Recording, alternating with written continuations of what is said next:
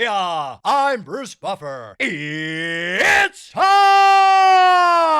for the Anthony Gorgano Show. Good morning, everybody. Well, happy Thursday to all across the Delaware Valley. This is the Anthony Gargano Show presented by the Bet Park Sportsbook online casino app. Hopefully, everybody's had a good week, a good July 4th holiday. Missed you guys as we had some family time. So hopefully you guys enjoyed it. And here's the deal. One, I want to thank my boys VG and Andrew and Bill Matz and Jamie for holding down the fort and during the whole drafts of the NHL and NBA, which I caught the end of that, and the Fightins. So here's the deal. I came back and I heard from our great friend, Kelly Body, the CEO of TrueMark Financial Credit Union. And she's like, I wish I could come on the show right now and rant about the Phillies. And I'm thinking to myself, because I know how we are, how we react. But now I don't know if it's because I had space, and time to kind of reflect and watch them from afar. But I feel great about the Phillies right now. I saw what's going on with the Dodgers. Glasnow, he's struggling on his way back. He doesn't look great. Dodgers are what they are. I mean, they're very good, obviously, but they're not some unbeatable team, unbeatable force. I get deadline coming up, and you're going to need another back-end guy. VG and I were talking about the other day with Romano, and, you had to bring him back out, and you definitely need another guy in the back end, and you need another bat. I mean, I'm good with two. I know people want two arms and a bat. I'm good. Just give me a bat and get me a leverage reliever, and I think they're good. I think they're as good as anybody right now. Anybody in all of baseball, this team. Because it goes back down to starting pitching. When you look at their starting pitching is ridiculous, right? Nola's not even back yet. He's going to be better than what he was, we hope, and I believe. And you got the kid looming, right? Meanwhile, Luzardo, Ranger, Sanchez, and Wheeler's the best. Wheeler's the best pitcher in baseball. So I go back and I go, listen, I'm not sweating. You can't sweat, and I was talking to Kelly about this. You can't sweat what's going to happen in October because you just don't know. Could their bats go silent again? Yeah, sure. I mean, that's kind of what baseball is. But having this rotation, the depth of this rotation, is going to give them the advantage in any series because they're going to have the better starters in and you're shortening, right? So you're going to go Wheeler game one and Luzardo and Sanchez and Ranger, and one of them is going to go in the pen, right? You're going to have depth. Their pitching is what I love. And then, look at Bryce back yesterday. Right? Just when we thought, oh no, we started to worry about Bryce, what happened? Bang! Goes yard, double, great at bats. He looks like himself. You get Bryce back to where he is, this team's great.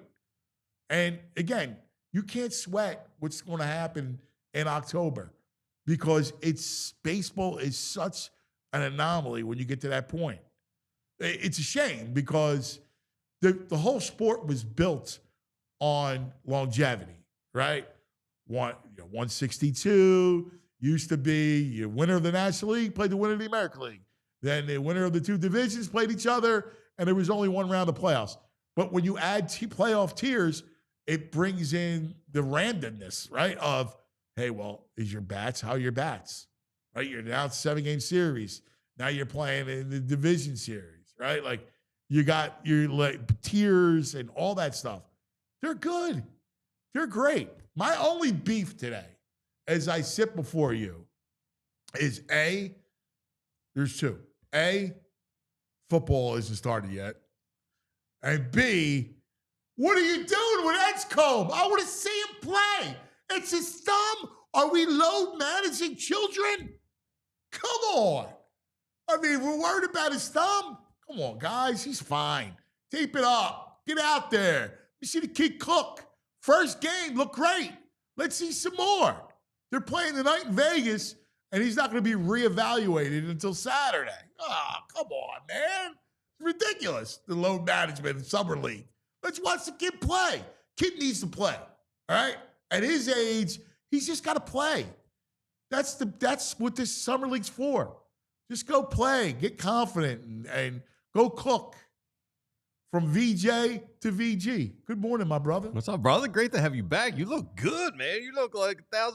You're glowing. Got a nice tan. Yeah, good son. Yeah. Good son. Son and the Italian food. Always. Yes. Always. You're not eating bad stuff. You're eating all good stuff. Imagine that. You Imagine know, how that all, works. Yeah, right. You walk, you lose weight, you feel good, you feel strong. So the pagan always say to me, we'll spend so much money at Whole Foods. And she'll be like, listen, this is what we put in our body. We need to buy the best quality stuff to put in your body. It's all what you eat. I didn't realize the correlation, but it really is all what you eat. And Yeah. But anyway, thanks, brother. I missed you, buddy. Yeah, I miss you, man. So first, let's Dude, go. can I just say, you finished off with the Edgecombe. This is the issue with this franchise. Again, I got texts from buddies like, what's he got, 4 fingers now? Like, what's what we're waiting for? They tell us it's a contusion. Now it's a sprain. Right. Come on. Right. If their trainer can't diagnose a bruise from a sprain initially, they got issues in that place. And I almost feel like it's, when you're around, you've been around, like they use these injuries just to kind of let them lay low. Yeah, because they figure, we can't do a contusion for multiple games. Right. So now, now this bruise is turned into a sprain. Right. How does that happen? Come on. I mean, go play ball. Yeah. The kid can play ball. Again, if it's a knee, if it's an ankle, there's no risk. Yeah. But come on, you're talking about a thumb? Yeah. Like, let's go. Like the kid. It's basketball. You're going to mess your fingers up, man. Yeah. That's just what it is. I agree. And the kid, he looked good, but his weakness is his handle, and he's got to work on that. The summer league's where you work on it. And he's young. Again, he's a baby, right? Like these kids are young. So let him come in. Like, listen, he looked good. Like he looked like he belonged, other than his handle, which is, again, but as far as the kid could D up, and the kid's got a natural knack. He was the most athletic person on the court. Right. It showed. I mean, you see it. Like when you're playing against that competition, his athleticism was just popped. And he was doing pull-up jumpers, which he didn't really do in Baylor. So it's good to see. Yeah, listen, I'm excited. I'm excited because I left the day of the NHL draft. Yeah. And we had a great party that night. TV Todd came down. Yeah. Took TV Todd around town afterwards. Did you? Yeah. Did you get him whacked? Yeah. Yeah, we did. We were out till like 1 a.m. TV Todd's not used to partying, especially with you. He told me. If you're not in shape, yeah, don't go out with VG. He told me, he's like, I don't drink much. I was like, all right, let's go, buckle up. Yeah, that's a 3 a.m. night. Nah, we were out till like 1:30. Yeah, he was feeling good. Well, you started early. Yeah, we started like 6 or something. Yeah, good. Yeah. That's good. That's good. What'd you think of the Flyers draft? I wanted a center. I don't know. I mean, Porter Martone, everyone says is great. Skilled guy. Score. Yeah. Like to me, I'm all about put the puck in the net. I love Porter Martone. It's Nesmith with the 2 first-round picks that you traded up. Yeah. I guess like everybody else, you just don't know. I mean, I pull it up. The first scouting report I see is heavy feet, which doesn't sound great for a skater. I guess he doesn't skate well. Charlie says he's super thin for his 6'5" frame, and as he gains weight and muscle, he'll become a better skater. That's the hope. I guess there's maybe Forrester it happened to. He was talking about Charlie, so Well, there was always a thing. I'm talking to a lot of guys in that league, and they'll tell you that bigger players take a while to develop. That they take longer. Taller players, bigger players take longer to develop. As a sizes, you would have loved the draft because everyone's over 6'2". I love it. Yeah. I know. I was like, I like this draft. Yeah, I'm excited for bunch of sluggers. Yeah, and I love Martone. I think having somebody that could legitimately score. Yeah, I mean, I agree. I trust them. They know they need center, so they must believe Martone's off the charts. Great. But then, maybe it's from the Sixers. You see Boston hops right away and grabs Higgins. I know. Boston has got to be Boston that gets him, and if he's a player. I know. Yeah. I thought about Higgins still. I'm like, wow. Everyone's Higgins like, we got there. Higgins. Yeah. Higgins there. And like, what coming away with Martone and Higgins? It's only because. Well, it would have been one or the other. Right. Martone or Higgins went right after Martone. Yeah. Right. I like Martone, though. I do. Who was the guy that they could have had that drifted where they took Nesbitt? I don't know. Because there was a guy who went, wow, they could have had the fact that you got another goal scorer is what I like. Mm-hmm. And I don't know. I mean, I'm just hoping that you got a collection of good young talent. They've worked the cap well. They're going to be able to go in, guys. Yeah. And that's what it's about. Mm-hmm. It's about the skill. So this is where those teams are. What's the deal with the Phillies? I mean, are we? I don't know. Kelly was like, and this is horrible. It's a shame the way you lost. I mean, yeah. I mean, you lose 2 in a row, and it was it's ugly. The Giants. The one game, the umpires were terrible. Took the bat out of Bryce's hand, ruined Kerkering. I feel really good if you survey the league, you gotta feel good about the Phillies. If you're just watching the Phillies isolated, you're gonna be worried because they feel so inconsistent. But look around the league. The Dodgers are on a 6-game skid, the likes of the Phillies have not seen. Right. They've been outscored 44-10 in 6 games. 44-10 with that lineup. Dude, I it's following outrageous. it. I'm going, they're struggling, man. Yeah. They're struggling big time. And I saw Glass now did not look great. I got to tell you, I am so not worried about him. He's not going to be there in October. He can't stay healthy. My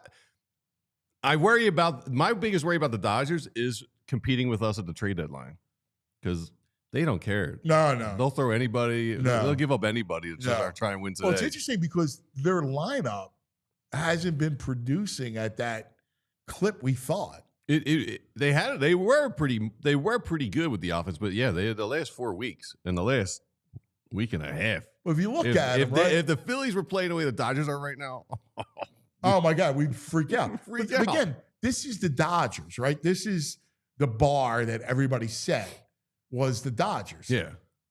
Look around baseball. Who scares you? The Tigers are playing really well, but we don't have to worry about them until October. Yeah, I mean, forget about the American I will League. say, well, Milwaukee took a hit where Rhys Hoskins is now out 6 weeks, I think, 6 to 8 weeks, because they're pitching.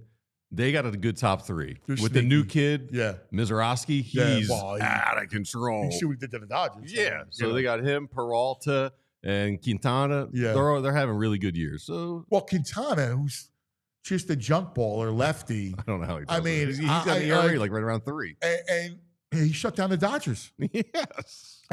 Here's the problem. Like when you're facing Milwaukee, a team like that, and you got Mizorowski one game, and then you follow him up with Quintana. Oh, so you got a power righty, right? A true power righty, and then you back him up, and you have to back up with a junk balling lefty. Yeah, it's a like total that messes your head up. Yeah, like that. In a series that especially a short series, you could do some damage. But again, I mean, we just saw the Padres. Not really, we're scared of the Padres. I know the Giants took 2 or 3. I'm not that worried about the Giants.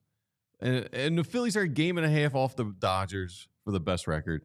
Bryce missed like 4 weeks. And it's funny, you and I were texting yesterday about Bryce, and the minute you were like, I'm a little worried about Bryce. And Andrew said, what about worried about his back and worried about his violent swing taking its toll on him. Crushed one. Hey, boom. Well, he wasn't making great contact, but Tauber was just like, he's fine. It's just a matter of balance and timing. And I guess he found his balance yesterday. Base, like you're hitting, you're just going to go through stretches, right? Like I get, people go, oh, if you look from a year ago to now, the numbers are, dramatically off. And, is this portends in the decline? Well, that was his first game with multiple extra base hits. I mean, that was a little worrisome. But I think what it was also concerning is we were basically watching his rehab assignment at the major league level. He may be like, it's a little scary when you see guys working through stuff. And a hitter, I'm going to worry. But he kept saying, I feel fine. I feel Yeah. it's not, the wrist feels fine. It's not the wrist. It was the timing and balance. Hopefully he's got that now. Yeah. No, I mean, I look at him. I'm excited. Yeah. I mean, Tigers 59 wins, Astros 55. The Phillies got like the fourth most wins in all of baseball. And if you would think they were like 3 games out of the wild card right now, that's what it feels like. Yeah, I guess. I mean, that's just us. Like we're always going to worry. I think we're not dissimilar to the rest of fan bases. Like you don't follow the league. You're not paying attention to everybody. Yeah. Right. It's hard. I get it. It's our job. So I could sit down and look at every box score and notes and see everybody and kind of go through it and go, well, who's better than the Phillies right now? The best thing I do, if you got DVR and you got MLB channel, I DVR that MLB Central and watch it at night, right around dinner time, like 6 o'clock. Yeah. They'll put you all your worries. They love the Phillies. They love the rotation. Love it. Well, I mean, this rotation, I keep going back to it. It's so good. Yeah. It's just so dominant. Lizard is up and down, but he was ridiculous yesterday. Well, he had one bad start, right? Like you had the funk. Yeah. Gets out where he was tipping his pitches. Yeah. Get out of that. Yeah. And I guess he had the one bad start. Yeah. But yeah, so it's, I don't know. Everyone's worried. Even before yesterday's game, we're like, oh, what Lizard we getting today? What Luzardo? But I mean, he was ridiculous yesterday. I mean, 7 strikeouts. When you're able to go 7 innings, when your starter in this climate goes 7 innings, oh my God, it's the best. After what we had with the bullpen the day before, that was just what we needed. Yeah. Yeah, we got the day off now. Come back over the weekend. San Diego. Yeah, it was good. Yeah.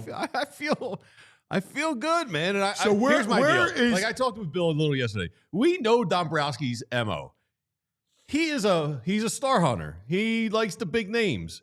The fact that he didn't do anything this offseason, which I think is a Middleton thing, is they're under the understanding that we're getting somebody at the break. That is, Dombrowski's not. Well, we said like it. Kepler and Romano and an Austin Right. Hayes move now. That's not Dombrowski. Right. Unless he's lost his mind. I mean. No, unless there's the purse strings. I mean. Right. That's the only thing. Yeah. I mean, that could be it. But, Middleton's aggressive. He's always talking about, I want my trophy back. Yeah. I got to believe that he gives him free reign to go figure it for half the season. Because now. My biggest concern is who? Right? Like, who's out there that you can get? Yeah, I don't. I think Boston. You got to hope Boston becomes sellers. They got nice. Chapman and Duran would be nice. There's a couple of teams that you can grab like 2 players off of that'd be good. Yeah. I mean, if you can grab 2 relievers, the rumor of the 2 relievers out of Pittsburgh, that'd be nice in a deal. I mean, there are people out there.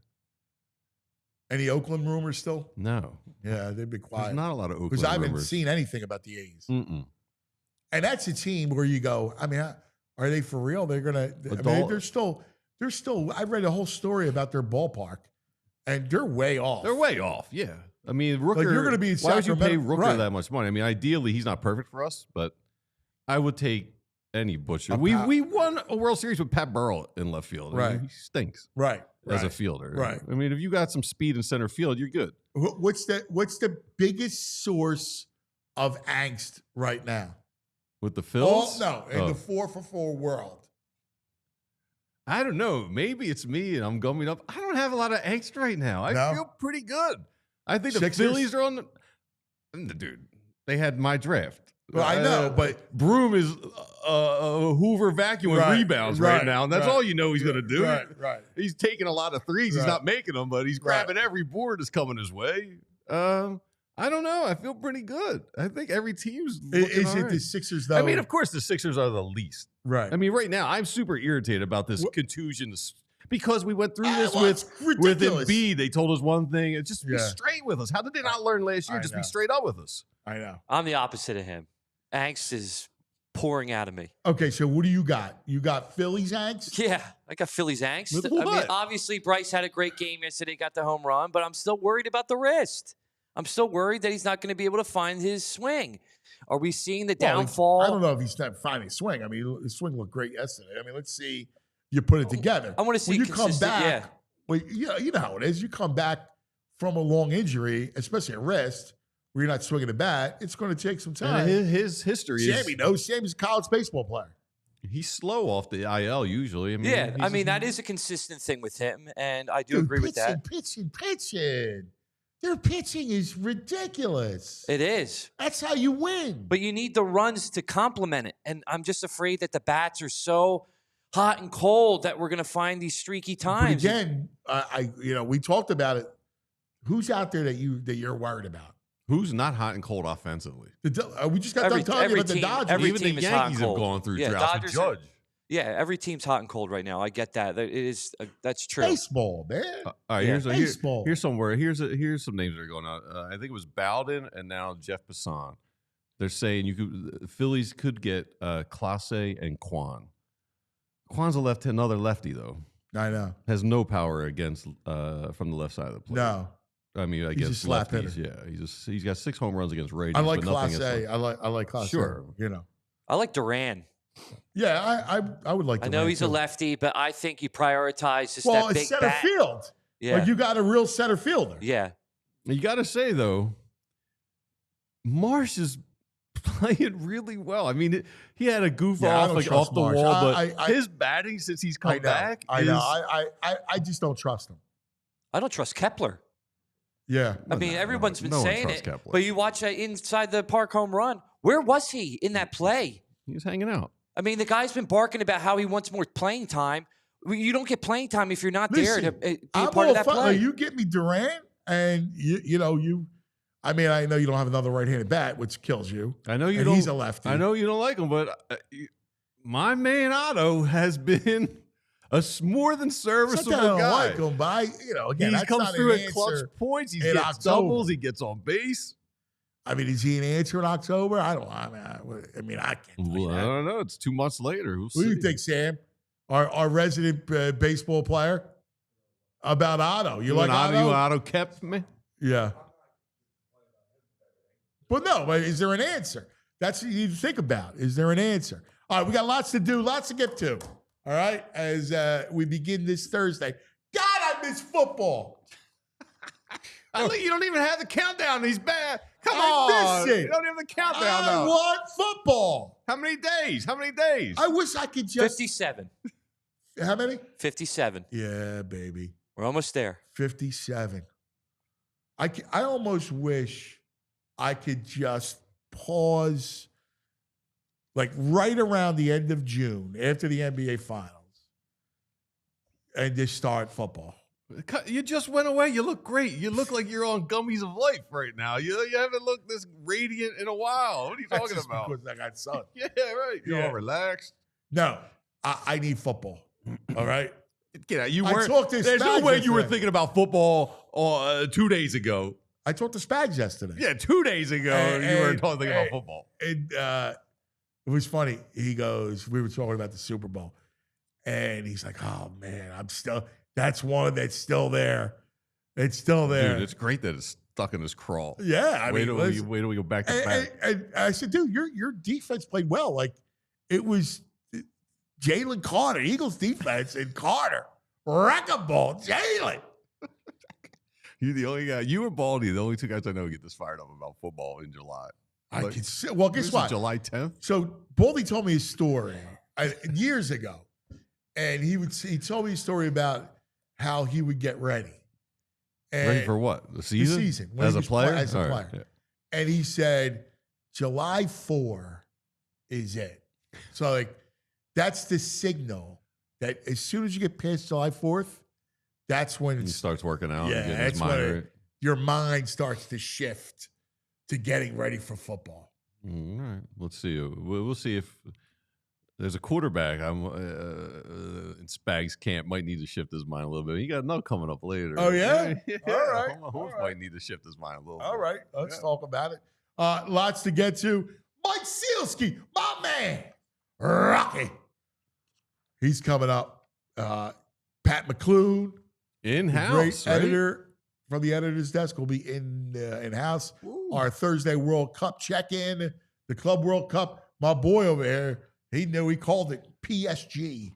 He didn't even know the Phillies were on. He's chatting I knew about the he's chatting Phillies about were soccer on. game about the Phillies are on. I was joking with you. Yeah, right. All right, let's take care of some business, shall we? Let's go to Empire. Let's do Empire today. Floors, floors, floors. Everybody needs them, and that's all Empire Today does. They are flooring specialists, dedicated flooring professionals who focus on nothing but floors all day, every day. Not like those big box stores where those people have no idea what they're talking about in the departments they're in, whether it's plumbing or electricity. The people that you find in the flooring department, they're in flooring like maybe one day a week. They have no idea what they're doing. That's not what happens with Empire Today.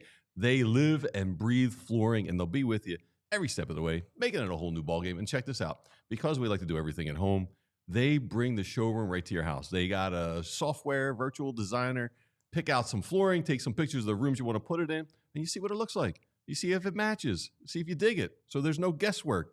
And more importantly, you can get installation as soon as the next day if your flooring is in stock. And you get clear, upfront, all-inclusive pricing. So schedule a free in-home estimate today because some things, like I said, are better just at home. And PHLY listeners, you receive a $350 discount. That's right, $350 discount just for using the promo code PHLY. So get on it. Restrictions do apply, but visit EmpireToday.com/PHLY for full details.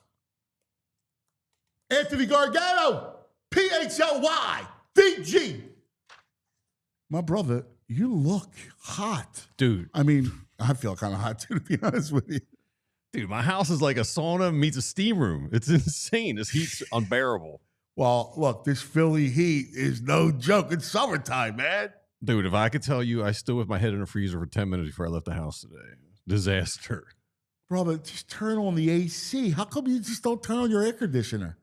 Trying to save some cash, man. Save the world. Save the climate. Go green. All that stuff. Listen, I feel you. Do yourself a favor. I got your answer. All right. Like, do it solid. Check out Pico's energy saving rebates. All right. They've got deals on Energy Star cooling equipment that actually work and cut your bills. So you're telling me no more freezer head?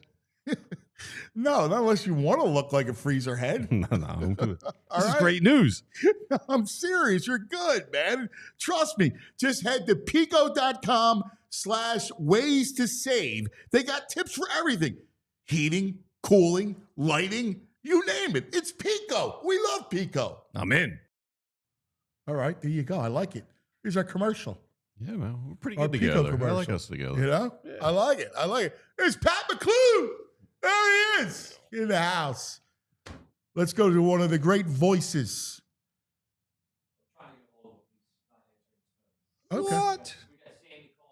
Now, Oh, okay. Yeah. All right, cool. We'll wait for Mikey and we'll get him up here. A couple things. Yeah. Housekeeping. So, Eagles wise, Yeah. what's the Pro Football Focus came out yesterday with some unit rankings. Eagles do okay in the unit rankings. how could they not? Let me ask you this: where do you think they rank in as the running back unit? They are top 10. Well, I mean, I guess behind Saquon, there's a little question mark. So Yeah, maybe 5, 6. 4. Okay. I rank them 4. Yeah, that makes sense. O-line number 1. Yes. Linebackers number 1. Yes. D-line number 2. Yes. Secondary number 3 though. I mean number 8. Number 8. Well, I mean, safety. They're looking at safety, going, is there a question there? Yeah, Right. I guess I was like, You don't I know don't about the other corner, right? Like you Yeah. go, all right, let's see. What do you think about wide receiver? Well, they got to be top 5. Number 1. Yeah. I mean, of course. Yeah, 3 number 1s. I like it. Oh, dude, that's a PFF. I mean, yeah, today I like PFF. Makes sense. I love these guys. These nerds crunching numbers over there. They know what they're doing. Well, I mean, it is amazing when you think about it, where it's July, and I just cannot wait. Cannot wait for it. Let me ask you, when is the last time the Eagles had like number 1 linebacking unit? Oh, no, dude. Seth Joyner days? I think you got to go beyond that. I mean, they were good, Yeah. but remember, they had Joyner. Who else? Byron Evans? Beanie, right. And Todd Bell was the other linebacker. Yeah. he was really like a safety. Yeah. You probably go back to the 80 team. LeMaster and those dudes, right? Right. I mean, of all the, I never thought the day would come the Eagles under Howie Roseman and Jeff Lurie would have the #1 ranked linebacker core. Yeah, dude, that's awesome. I see the helmet. I just was like, I look at it, I just get excited. I was talking to a guy in London yesterday, right? And he was telling me he went to school at Georgetown, so he was raised he came to the States, got exposed, little Middle Atlantic, got exposed to and he got exposed to our, to America. Becomes a fan. His first game was Michael Vick's first game. Oh, wow. As an Eagle. Wow. It's the Washington game. Yeah. Remember the video game? And he said, mate, he said, I've befriended this family. They had tickets. They were coming down to the game. And he said they were huge Eagles fans. And he goes, they indoctrinated me. Nice. And he goes, ever since that moment, I became like a rabid Eagles fan. I like it. And I was thinking to myself, we are a global entity. We are a global entity, but London should be our town.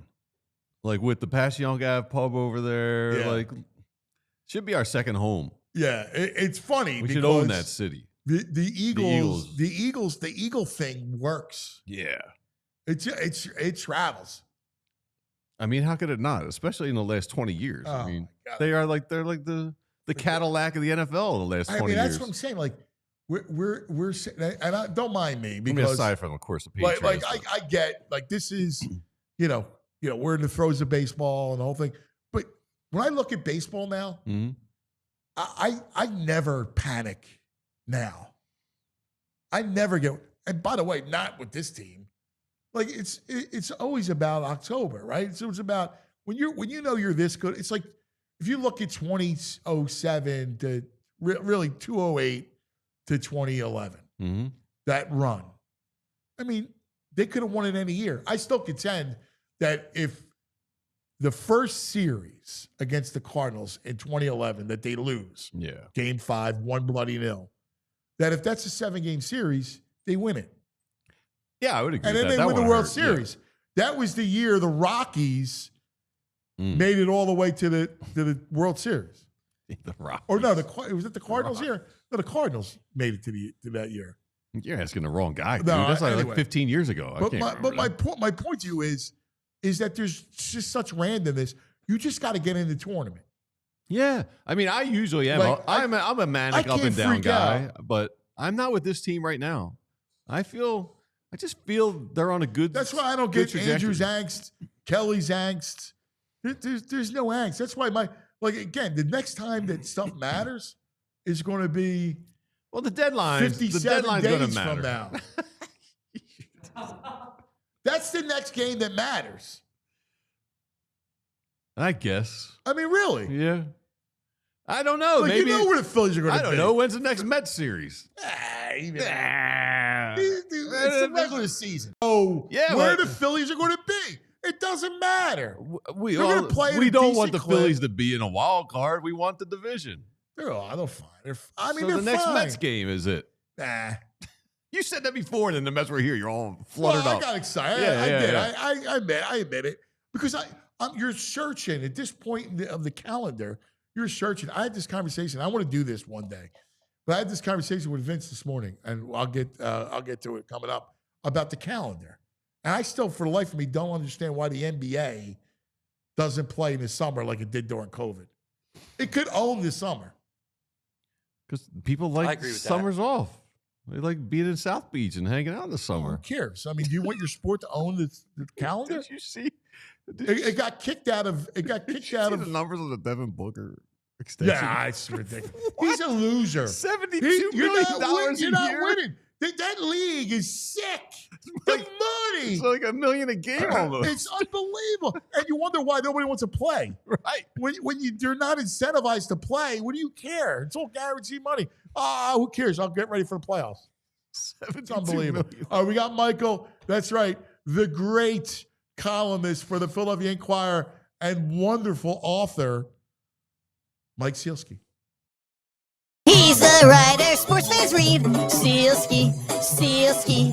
Who's the writer that can't be beat? Sielski, Sielski.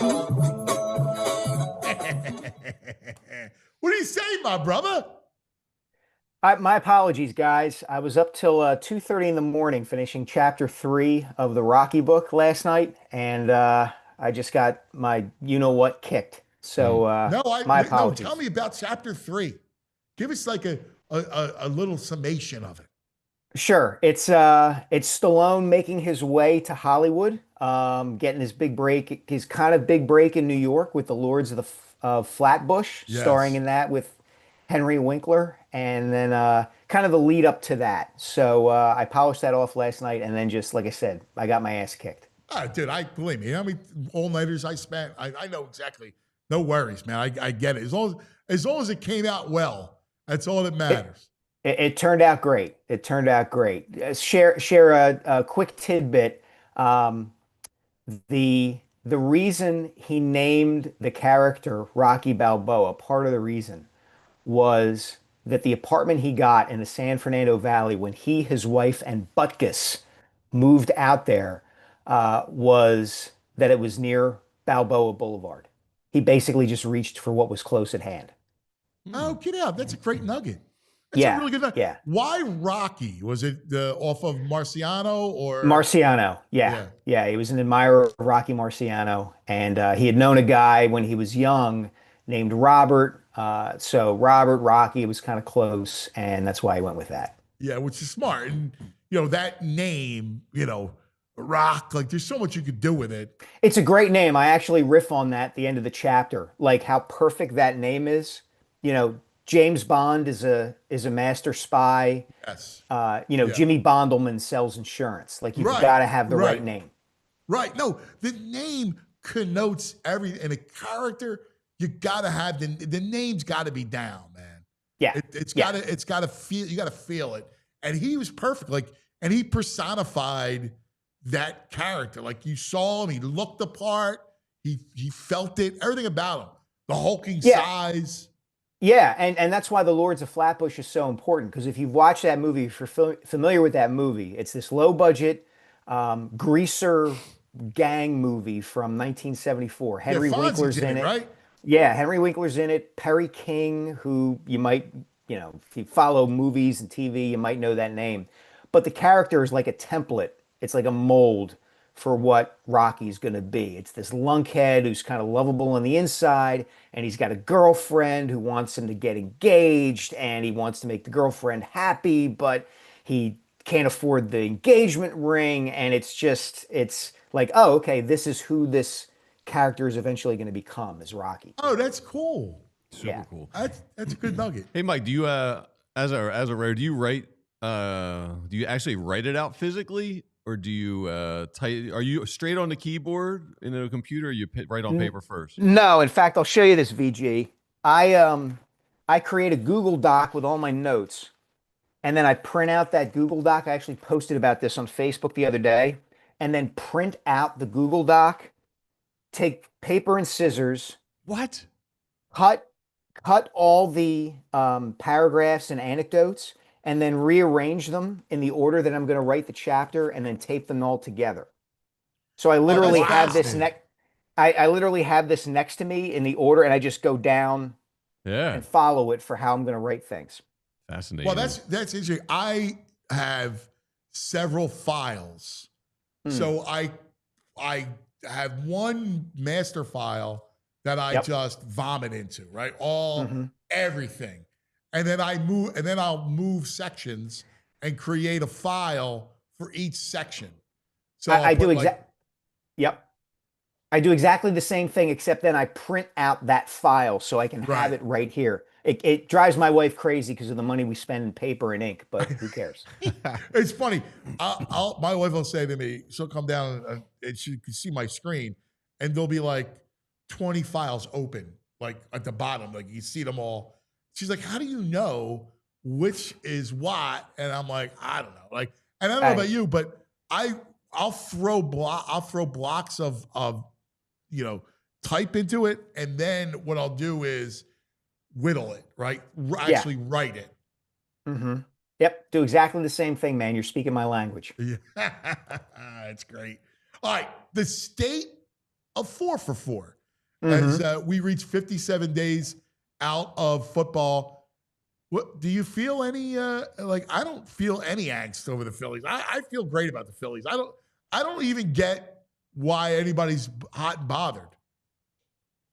Everybody's hot and bothered because we treat every sport now like it's the NFL because of social media. Every game becomes the be all and end all of our existence. We are wired now. There's too many incentives for us to treat every victory like it's the greatest thing in the world and every loss like it's the worst thing in the world.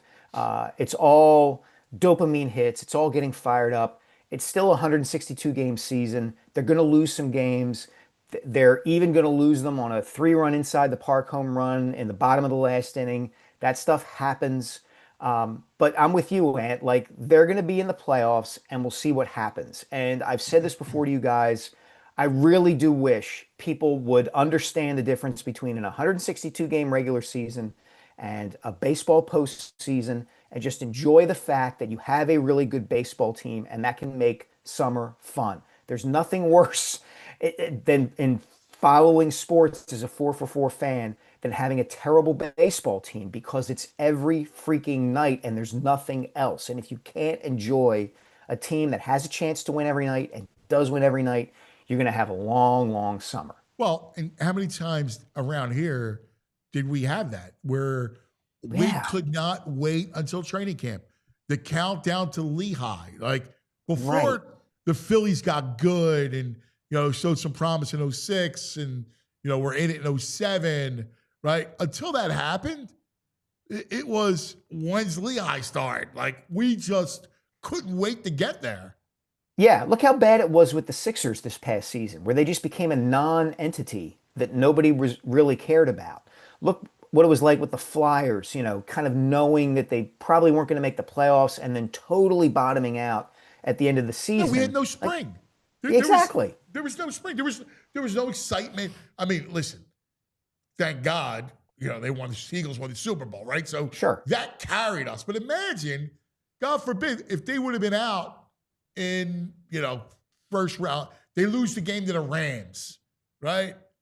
That's a whole, basically a month of that we would have to deal with what's next around here. Yeah, and I think it's different, honestly, from when you guys and I were younger. I don't think people derive the same interest and level of enjoyment from just following the team on a day-to-day basis, whether that team is good or bad. I think the incentive structure's changed, and now it's much more all or nothing. It just is. Yeah, I look at this and I go, it's impossible to worry about October when the landscape just changes. Like, you don't know, are you hot? What do your bats look like? Like, you can say all you want. Hey, we can go get the best bat out there. And who's to say he's not going to hit? Hunter Pence was a disaster here and then goes to San Francisco and wins World Series. Yeah, if you get Bryce Harper from the previous 2 weeks, that's one thing. If you get Bryce Harper with a homer and 3 doubles and one of those streaks he can get on in October, that's something else entirely. Right. So, you know, in October, all it takes is one night for Zach Wheeler to be less than the amazing Zach Wheeler, and maybe the Phillies lose a series. Like, we don't know. It's like, you know, it's like what was the guy, Mickey Rivers from the Yankees said. Somebody asked him back in the, you know, center fielder back in the 70s. Somebody asked him once, how come you don't worry about anything, Mickey?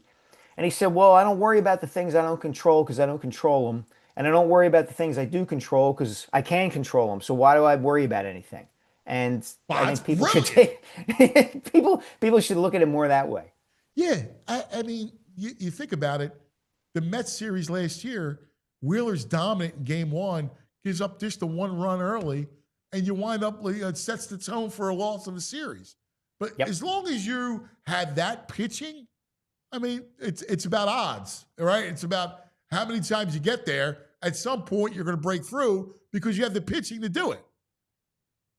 Yeah, I mean, the Braves were great for 15 years and won 1 World Series. I mean, that's that's kind of the way it goes. It stinks that we look at that era of that team and say, oh, well, they only won one World Series, but they were in it every single year. I mean, that's the best you can do in this setup. It really is. It's not the 60s or the 70s where if you win your division or win the National League and there are no divisional playoffs and there are no wild card, you're automatically in the World Series. The road to get to the playoffs is one thing. The road to get through the playoffs is something else. And you don't know what's going to happen come October and November. So let's transition. When do we start load managing children?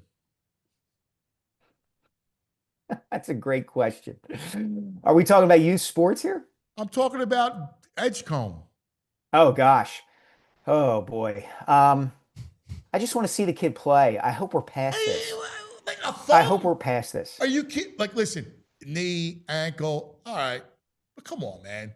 Like, this is ridiculous. Let the kid play. I want to see the kid play. Kid needs to, by the way, needs to play. He needs to develop a handle. He needs to play. That's how you get better. This notion, it drives me insane that you don't play. How are you supposed to get better? Yeah, I mean the goalposts are moving, right? It was one thing to load manage Joel Embiid, who has a broken back when you draft him, and is 7'2", and there's a history of guys like Sam Bowie and Bill Walton who can't hold up because they're so big and their bodies can't take it. It's another thing with a guard, and you know, at some level, the Sixers have to win people back over. I mean, it's really bad out there, and the only way to do that is to have your best young players, your most interesting young players, play. It's part of the reason that I think the discussion of trading Tyrese Maxey is so ridiculous. I'm not saying you couldn't get a lot for Maxey if you trade him, but he's the only thing that people like about this team right now. Like, you can't trade him right now. It's people would they would be out in the streets with pitchforks and torches. Yeah, or actually worse, they would be in their houses. Just not care. Exactly. Not care. They wouldn't care. Rampant apathy. And that's my biggest fear for them. When I look at them, I go, I still don't know how. You got to get lucky with Embiid, or else is going to be that. Like, there's, it's about a chance. You can't go from the process, whatever you want to call it, to today as to what do you, it's always about a championship. Like, until you win, it was like Andy Reid era, right? Even when they had a downturn, there was no patience in rebuilding back up, right? Over the course of all those years he was here, you're going to go like this, and you're going to try to, but the expectation was still the same. When are you going to win it?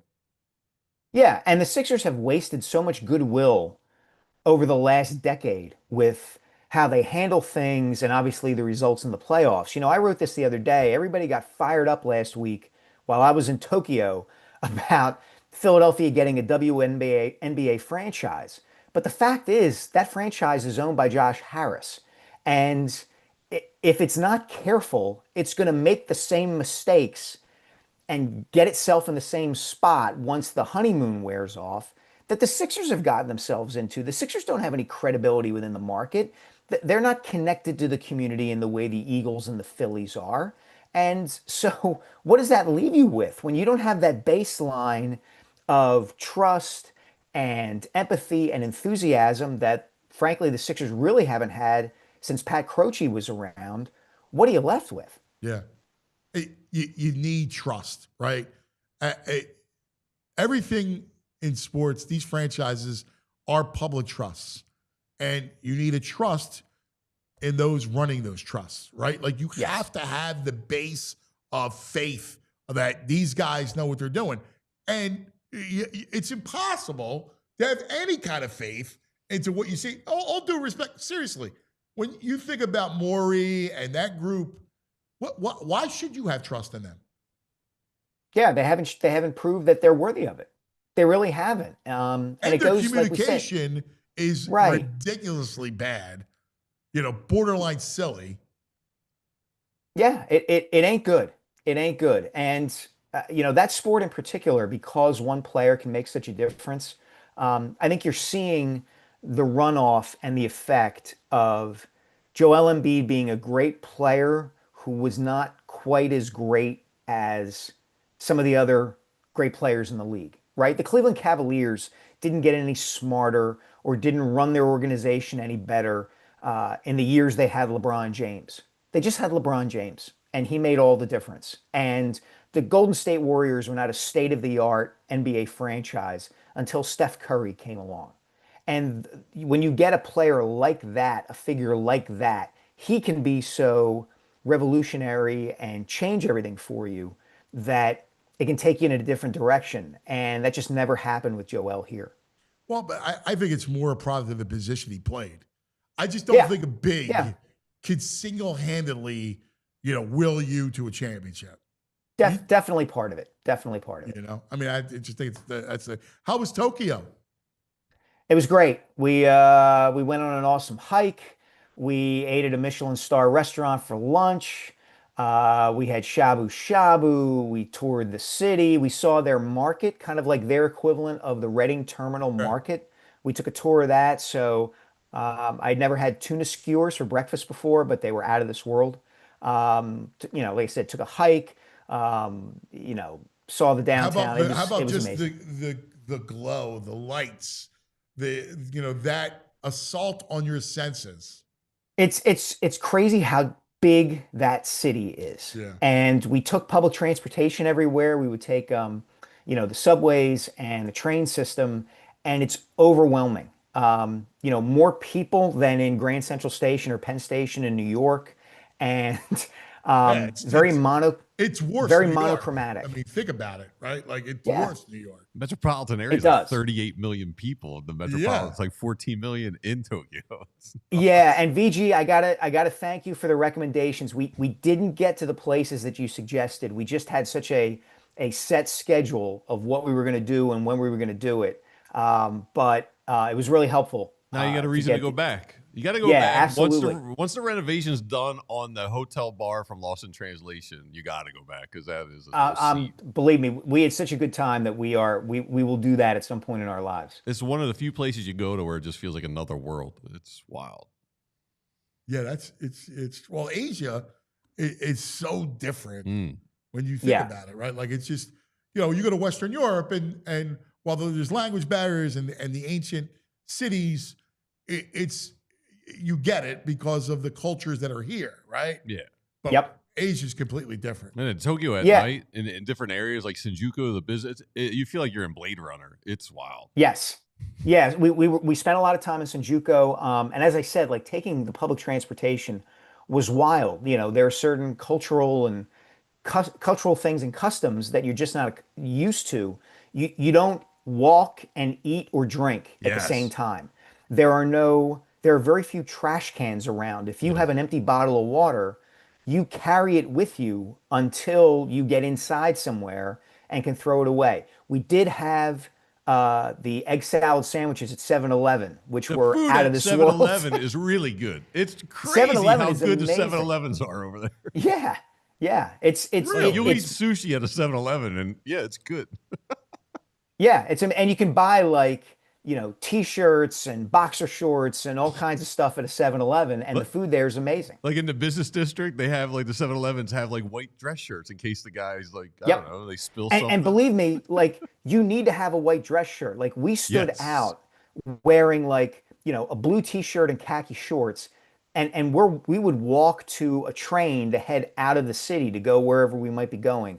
And just, it's a swarm of businessmen and businesswomen in white button-down shirts and dark slacks and tan pants, just coming at you going to work. It was really kind of overwhelming, especially for our kids at times. Like I don't. Were you? I mean, I'm 6'1". I felt like a giant on the subway. Like the car's completely packed, and like my head, I felt like I'm 5'9" in boots, and I did not feel like Manute Bol.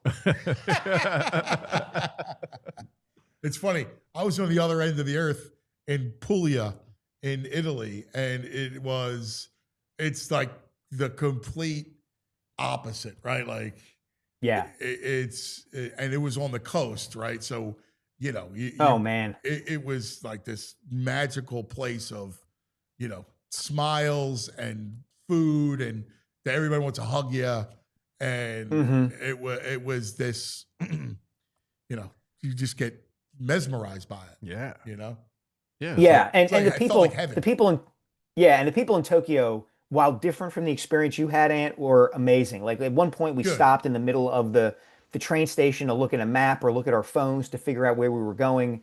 And the woman just approached us, speaking very little English and helped us out, like apropos of nothing. That's that kind of thing. So it was really cool. And like one of the cool things when we see these people like haggling, cutting a SEPTA budget. When you go to a Tokyo or a Paris or a Berlin, you see what a good train system does. It is public transportation can be amazing if you put some money into it. Yeah, in the right area, it absolutely can. You got to manage the money. Yeah, sure. Yeah. That's the other part too, is managing the money. Yeah. Yeah. My brother, it's great to see you, man. Get some Sorry rest. I was late, guys. My apologies. Whoa, stop. What's on tap for you? I spoke to Jerry Colangelo yesterday. Wow. Him or his wife? No, Jerry's the father. Jerry. Jerry. My bad. Jerry's My like bad. the godfather. My bad. Yeah. Yeah, he is like the Godfather. So I talked to him about a couple of different things related to the Basketball Hall of Fame, because the 2008 Olympic team is getting inducted this year, and Kobe was on that, and Colangelo was involved in it heavily through USA Basketball. And I did ask him about Brian, so I got to figure out what direction I'm going to go in a column based on that interview. He's in Europe, right? Is he still in Europe? Who, Brian? Yeah.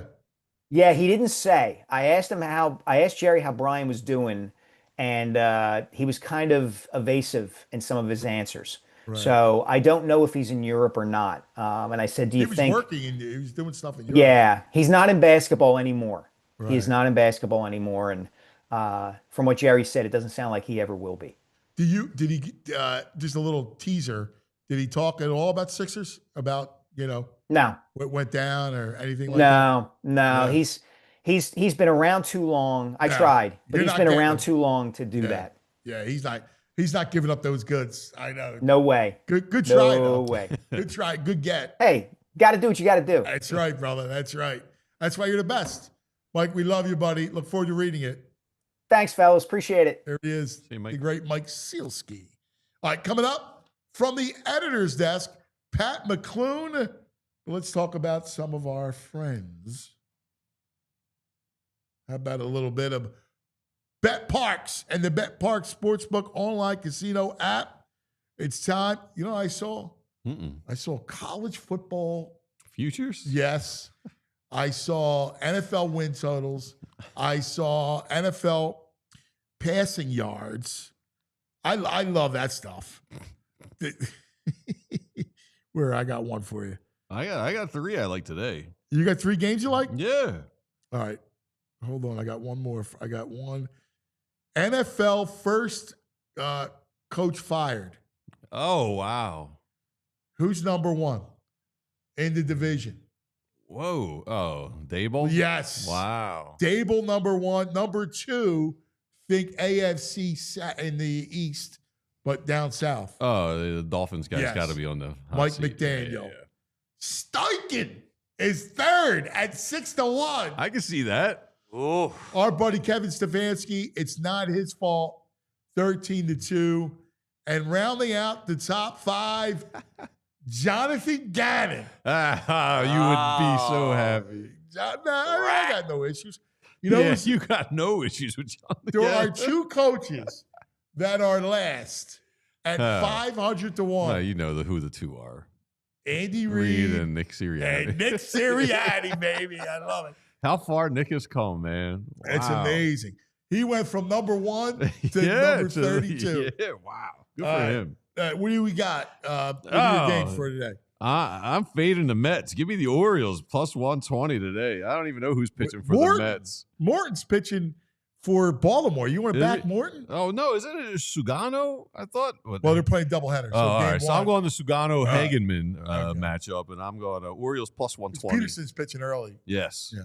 I like the Angels. I'm fading the Rangers right now. They're not playing well, and I also want them to stink because I want Adolis Garcia to be out there maybe as a right-handed bat. Yeah. So I like the Angels minus 114. And we got a little Wimbledon women's this afternoon. Oh, really? Yeah. Inga Swiatek. She's number 8 in the world going up against an unranked Belinda Bencic. I don't think this goes over 22 games, so I'm taking under 21.5 games. All right, there you go. No soccer today. I guess Sunday's the final. That's right. The World Cup final. That's the Chelsea against PSG. PSG going to roll? Yeah. PSG going to roll. All right. It was 3-0 in the first 30 minutes of the game. I know. Yeah. Insane. By the way, Sammy says even he was watching the Phillies yesterday, Fraser. Of course he was. There he is. We got a swap, Sam from him and England. I. Don't forget the Bet Park Sportsbook online casino app, and they have all the fun stuff, all your slots, live dealer blackjack, roulette, you name it. They got it right on the app. Just download it to your phone. In fact, new customers get to $1,000 casino bonus back if you're down the first 24 hours. BetParks.com has all the details. You got to be 21. You got to be in PA, New Jersey, Michigan, Maryland, Ohio. You have a gambling problem, please call 1-800-GAMBLER. All right, let's talk about Cherry Hill Jeep. It's my man. We got a Charlie Folk auto dealership, and that's Cherry Hill Jeep. Good Jeep All weather. right. Wow. Summer's usually good Jeep weather. In fact, my buddy Tooch has one. Oh, what's your, Tooch, he brings it on the beach. He got a Wrangler? Yeah. Is he a doors off guy? Yes, he is. Oh, man. Does he have like the Rubicon? Yeah, it's beautiful. Rubicons. My brother-in-law used to have a It's Rubicon. an They're awesome bad. Jeep. Yeah. It's a cool. And like he's got the place in Brigantine, right?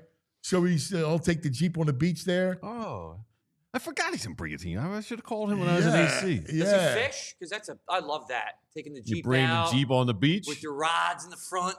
Oh, yeah. You get No, those rod holders he's in the not front. a fish guy, but Okay. he's a beachman. Yeah. He's definitely a beach guy. That's awesome. And the Jeep is fun, man. It's great stuff. You're looking for a Jeep? Look no further than Cherry Hill Jeep. All right, that's my man Dante. Will take great care of you. In fact, there's only one dealership in South Jersey who has been the market leader since 1967, and that is Cherry Hill Jeep. All right, you're going to get the best prices in the area. All right, for the Jeep or a Ram truck. Slide in that Jeep Grand Cherokee this month. All right, not only is the most awarded SUV ever, also named MotorWeek's best midsize utility vehicle for the past 2 years in a row.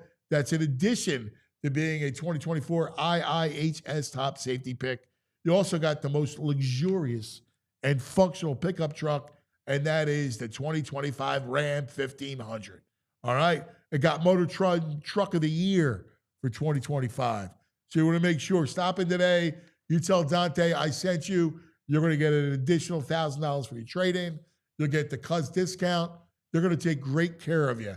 All right, make sure you can drive in your new Jeep or Ram truck today. Minutes from all bridges, available online 24/7. CherryHillJeep.com. I know people buy Jeeps or Ram trucks elsewhere. I just don't know why. No reason. No. All right, let's get our man, Pat McClune. Pat, calling Pat McClune. Here he is. How we doing this? Is he going to squeeze in between us? All right. Extra, read all about it. This just in, ladies and gentlemen, and all the ships at sea. It's time for headlines from the editor's desk with Pat McClune. In studio performance with our man. Looking good, buddy. My man. There he is. The great Pat McClune. How's summer treating you, buddy? Going great. Great, beautiful summer weekend. For the 4th, Were you down there? I was down in Seattle. It made my heart warm to know that you were in Italy. It made my heart warm that there is a place in Ireland named after you, in Italy named after you. Or maybe it's the other way around. Yes. But, and you look like you got some of that great Italian sun, so that's terrific. Yeah, it was great. There's a peninsula called the Gargano Peninsula. And the greatest is that there's no one there in this town called Vieste that's named Gargano, right? Yeah. And then I realized that back in, I don't know when, but my people moved from that region to Naples. Okay. And they called them Gargano because that's where they came from. Right. And nobody knows our true surname. There you go. And Anthony sent me a photo yesterday, VG, of Gargano beer. Oh, yeah. I saw. Dude, No, he Gargano beer, Gargano gin. didn't bring us any back. I We was might like, want to get involved. no, I'm trying to find a guy. I got a guy there He's got a guy. that's going to ship this so we can have a big party All right. There with you Gargano go. beer Nice. and Gargano gin. Nice. All right. Yes. VG, I come bearing gifts. All right. What The we got? man who was a million hats. I am going to bequeath you Oh, my yeah, Iowa hat. nice. That will come in handy for exciting mics. And I am doing it because you I'm look good, done. man. I'm Nice. done with Iowa. They're out. They're out. They made a horrible basketball decision Yes, they that did. Penn has benefited from. But the person who gave me the hat, my friend Mary Pat, she will understand. She was a Awesome. cheerleader on that team for us. So she would be pro Franny in this thing.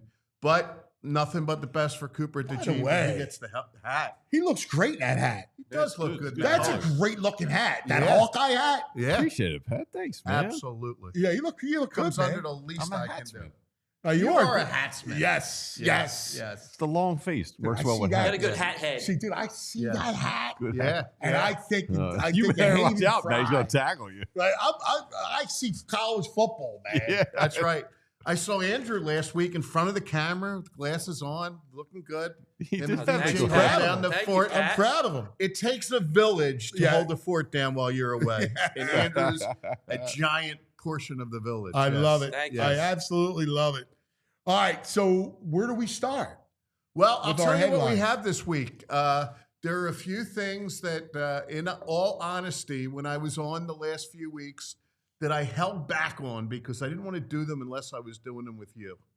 So our categories this week are Eagles, Summer in the City, the ongoing big question, Phillies, and Phillies All-Stars. Ooh, I like it. Well, Eagles last. Eagles Oh, last. I'm in last. I can't wait. I like literally 57 days, Pat. Yes. 57 yes, days. Yeah. Right? Let's go. I'm done with summer. That's All right. right. Next week will be our last show before training camp. Oh, Yeah, the right? music. I was telling them earlier, Baldy would always say July 4th. As soon as he got past July 4th, his mind went to training camp. Yes, I bet. I Right? bet. Baldy's doing it up in that big offensive line. Yeah. Yeah, everybody's breaking that out. Tight end you and Yes. he was at one earlier. Sack Summit. Like the Sack Summit. Yes. I'm Yes. telling you, man, they're monetizing and merchandising everything. And, Well, it's brilliant too because you know what I love about today's football player, is that they just want to learn. Like Yeah. they're there and they're thinking about their craft and like they're really into it. I respect that. Oh no, I think it's great. And I loved listening to the one show Baldy was saying that one of the teams was telling Von Miller that they didn't want him giving out his secrets, and Von Miller was, no. This is for everybody. Yeah. Yeah. Yeah, I thought that was cool, man. Yep. I love Yep. that stuff. Anything for an edge. Yes. Anything for the edge. And, nobody does that better than the Eagles. They've got everything that gives them a little bit of an edge. Yes. All right, let's start with how about Phillies All-Stars? Okay. And the best way to do this, I think, is to actually quiz the two of you. Okay. Uh-oh. And I thought that I would go way back in the day with some obscure Phillies All-Stars. But then when I started to do it, I realized I don't have to go way back in the day. There are what I would consider some obscure Phillies All-Stars in this century. And I'm going to just give you a couple of things, and then you guys got to come up with who the guy was. I'll go back even 2 years ago. One of the Phillies All-Stars was a guy that toward the end of the season was hated. Couldn't wait to get him out of town. I think he's out of baseball now. Nice career, not with the Phillies, must have had a good half. And he was, frankly, the Jordan Romano of 2 years ago. And he made the All-Star team. He made the All-Star team, a reliever, Yes. closer, Yes. back end guy. Yes. Ready? Kimbrel? Kimbrel. Yes. Kimbrel That's- made the All-Star team That's right. Wow. 2 years ago. I was Craig like, wow. Kimbrel. Now, Oh there my could have been God. other guys, of course, but I was just looking for the No, obscure. I love the Okay. bust out.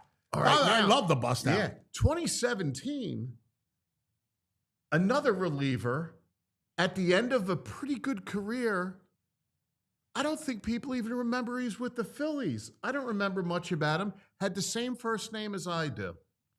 Pat Neshek. Yes, Pat nicely Neshek done, made Anthony. the All-Star? Yeah. Yes, with the Phillies. He had a good career. Like He Neshek. did have a good Yeah. career, and that year with the Phillies, he was 3-2, 2.59 ERA, 30 games. Okay. The next guy was a bum. The year earlier, he was a bum. He was a bum on the field. He's a bum off the field. He's got himself jammed up. He was really jammed up during his Phillies career. Had a long hiatus because of misbehaving. Manned the still hurting. We're still hurting since this guy for the proper center fielder. And in 2017, this left-handed bum made the All-Star team. Odubel Herrera. Odubel Herrera. There you go. There you go. Next guy. They stuck to him like grim death. They did. They did. They kept seeing world? something there that wasn't there. Every time you looked at him, you go, he doesn't know how to play baseball. I know. I feel Forget like about the creep that he was. I feel like they're doing the same thing with Rojas. Yeah. I mean, Yeah. good fielder, and boy, he doesn't No. have any feel for things. No, in none. any way, shape, or form. All right, 2013, a good man who has made his post-baseball career in the area, was in the home run derby, sweet left-handed stroke, high draft pick, maybe first round, outfielder, corner outfielder. Don Brown? Don Brown. Very good. Don Brown had a good year, and it just never came together for him. The bizarre thing was, he was in that home run derby was a machine. And then remember, leading up to it, he had this amazing power June where he had all those home runs. Yes. And then bombs. Bombs, like Bombs. majestic, Yes. beautiful. Yes. Left-handed, you're right. Yes. And then he just fell off. He had no power after the All-Star game. No. Dude, his arrival, like, I was at the first game here. There was such anticipation. They had Don Brown jerseys already when he played his first game here. Yeah. And he We looked wanted good to for a love month. him. He had one fatal flaw that had nothing to do with baseball. A Cowboys fan, wasn't Yes. he? Oh, Yeah, he wore the did. Cowboy Yes, he jersey. did. Yes, he did. And we're like, But- no, dude, no. Yeah, but my understanding is he's still in the area. He does baseball-related things, a camp or like clinic That's or cool. whatever. So good for him. Yeah. You know, another guy that Phillies fans would like. I was surprised he made the All-Stars. Was with the Phillies for 4 or 5 years, middle to end of the career. Also played with the Cardinals. Very, very professional second baseman in 2011. Surprised he made the All-Stars. Was a definitely above average player, but I wouldn't have thought him as an All-Star. Oh, my Had the God. initials PP, second baseman. Oh, my God. I have no clue, Pat. Hold on. I PP. Yep. Both names ended in O's. Oh, Placido Polanco. Yes. Oh, yes. Yeah, man. Placido Yes. Polanco was. Got the big head. I love Polanco. You're right. Yes. But I thought he was I liked him a lot. Yeah. Like, when I think of him, it's funny. You mentioned when you said second baseman, and I don't know why I went with the Tommy Hearn. How did I That's not? it just went through my mind too. Yeah. Really? Yeah. Same kind of guy. Yeah. Yeah. Good. Pat, can dude. you read what it says at the top there? Placido Polanco's hat size. That's the name of me and Jamie's fantasy Yeah. league. Oh, How wow. did I not get that? Yeah. Wow. He was the big head. I teed that one right up for How you, did I not BJ. get it? There you go. No, but he was clutch. Yes. I love Polanco. Yeah, he good was player. clutch. Yeah. Kind of guy that in a clutch situation, you knew he was going to get his bat in the ball, which is a bit of a flaw for the boys at Yeah, times now. yeah. You know what else I liked from that era was he wasn't as good as Polanco, but man, he had a perfect throw to second on a double play. Always was right on the money. Oh, Pedro Feliz? Yes. Yeah. Yes. Pedro yeah. Feliz. Nice glove. Nice Yeah. glove. The third baseman on the World Series champ, I think. Yes. Yeah. Okay, 2006. Boy, you knew that they weren't quite World Series material because in 2006, the All-Star had to be the lone All-Star. All I will say about this guy is he was with the Phillies for a flash. Oh, Tom Gordon. Yeah, very good. I love that. He's like hit. writing a All-Stars. Jeopardy questions Yeah, here. the All-Stars. And the last guy. Flash, you know what Flash is doing now? No. Flash. His kid's playing, right? Well, he's a one of the directors of Perfect Game. Oh, no kidding. Yeah. And Perfect Game, which is a huge Yeah, youth baseball organization. Wow. PG. I had him Yeah. on one time for my youth thing, and he was great, man. Yeah. It's really interesting. Yeah, And yeah. loves the youth game. Yeah, he could hurl. He could do Yeah. it. He was good. Yeah. Okay. Now, the last one, just making it in the 21st century, in 2002,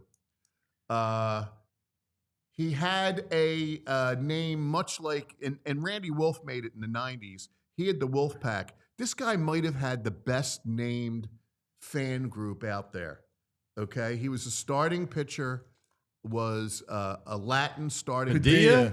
The Padilla Padilla Flotilla. Flotilla. Yeah. So I had to go with that. I You love quiz it that. way. Vicente. There you go. That's awesome. Yeah. Now I went back. I'll just blow through the names of some obscure guys going all the way back to 68 and Woody Fryman, Grant Jackson, my first ever autograph as a kid, Joe Horner, Wayne Twitchell, Ozzie Virgil, Shane Rawley, Heathcliff Slocum. Slocum, yeah. Yes. You know what? You always know when your team stinks when you have a reliever on the All-Star. Yes, list. yeah. And I saw somebody that does one of those things in the break where he, has an opinion or something like that. And he was saying that about some of the people who were snubbed. They got to let go of this thing where everybody has an all-star. I totally disagree.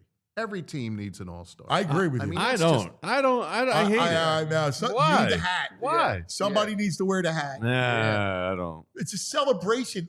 And I still remember watching a game, even when there was a stinky reliever, Heathcliff Slocum, wanting him to get in the game just to have the Phillies hat Exactly. in the game. You know, it's the only thing you can hold on to. Some teams sometimes. don't deserve a hat in a game. Yeah, but your fan base does. It's not for them. It's for your fan base. I'm with VG on this one. Put the pressure on the Yeah. ownership to get a better Participation, team. the hat. I wanna see the participation hat. trophy. You That's gotta what earn it that. is. Yeah, You gotta earn There's it. a participation. That's the anti-you participation trophy. Yeah, you can't just hand things guess out. so. there. Yeah, ownership needs Nah. pressure to get the hat in the game. Let every team have their say. All right, boys. Eagles, summer in the city. The ongoing big question are Phillies. Let's go summer in the city. Okay. Now, we occasionally do this. We did it around Christmas time. We touched on it with the pimple ball.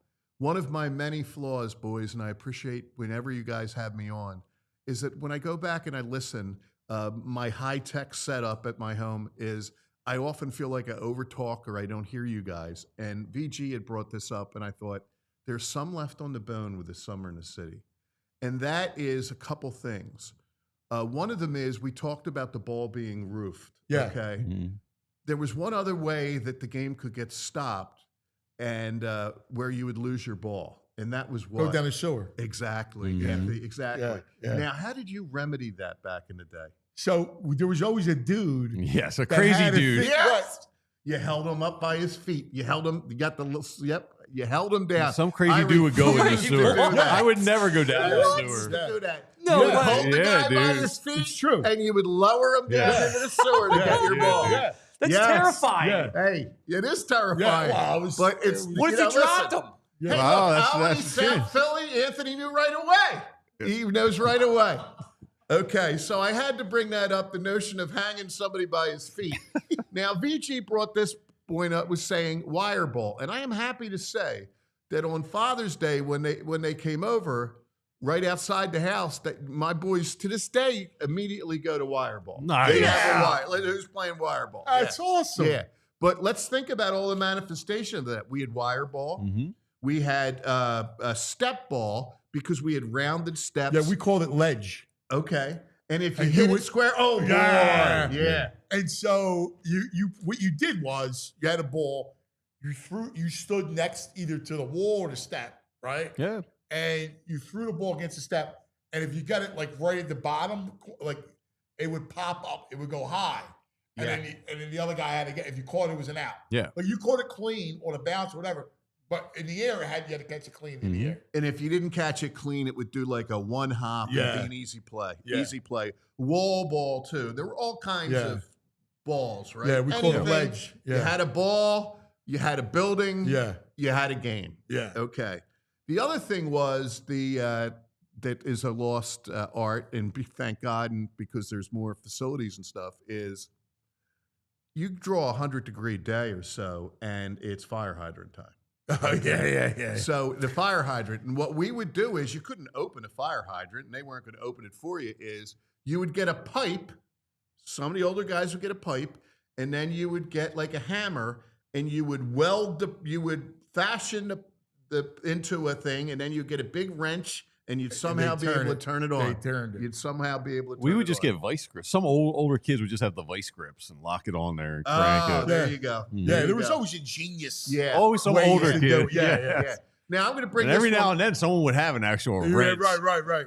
I'm going to bring this one way back now to Havertown, and my kids growing up, just because I thought it was a riot, is you always hear the notion of it's so hot you could fry an egg, right? So now my wife's out there with my wonderful neighbor, Kristen Wise, and they're saying it's so hot you could fry an egg. And so the kids say, well, let's try it. And so they go in the house and they crack an egg and they put it on the sidewalk. And now, so the kids get distracted. Kristen runs in, boom, quick fried egg, quick replacement. The kids come back. Oh my God, it's so hot, I can fry an egg. So hot. So Tracy, That's awesome. yeah, a great scam by Tracy and Kristen that That's needed to be awesome. acknowledged. I love that. There you go. Can I just say the fire hydrants? Like we would just, you'd stand in front of it, but then sometimes kids would just like get in the gutter where the stream would come down the gutter. And you just want to just lay in the gutter like you're on like vacation at a spa. You're The gutter in the 7 or 8 street. You're 7 or 8. You get in front of that fire hydrant. You're getting blasted across the Then street. you'd have the kids, like the older kids again, they put their hands around it to create like a little sprinkler. Oh yeah, Yeah. oh yeah, yep. Well, spraying cars. Oh Oh sure, yeah, definitely. So the occasional I trip love into that. Philly, Yeah. you know, we span at Albany, South Philly, and Juniata. Okay, the ongoing big question: more Phillies, and we'll keep the Eagles for last. All right, let's go. More Phillies. Okay.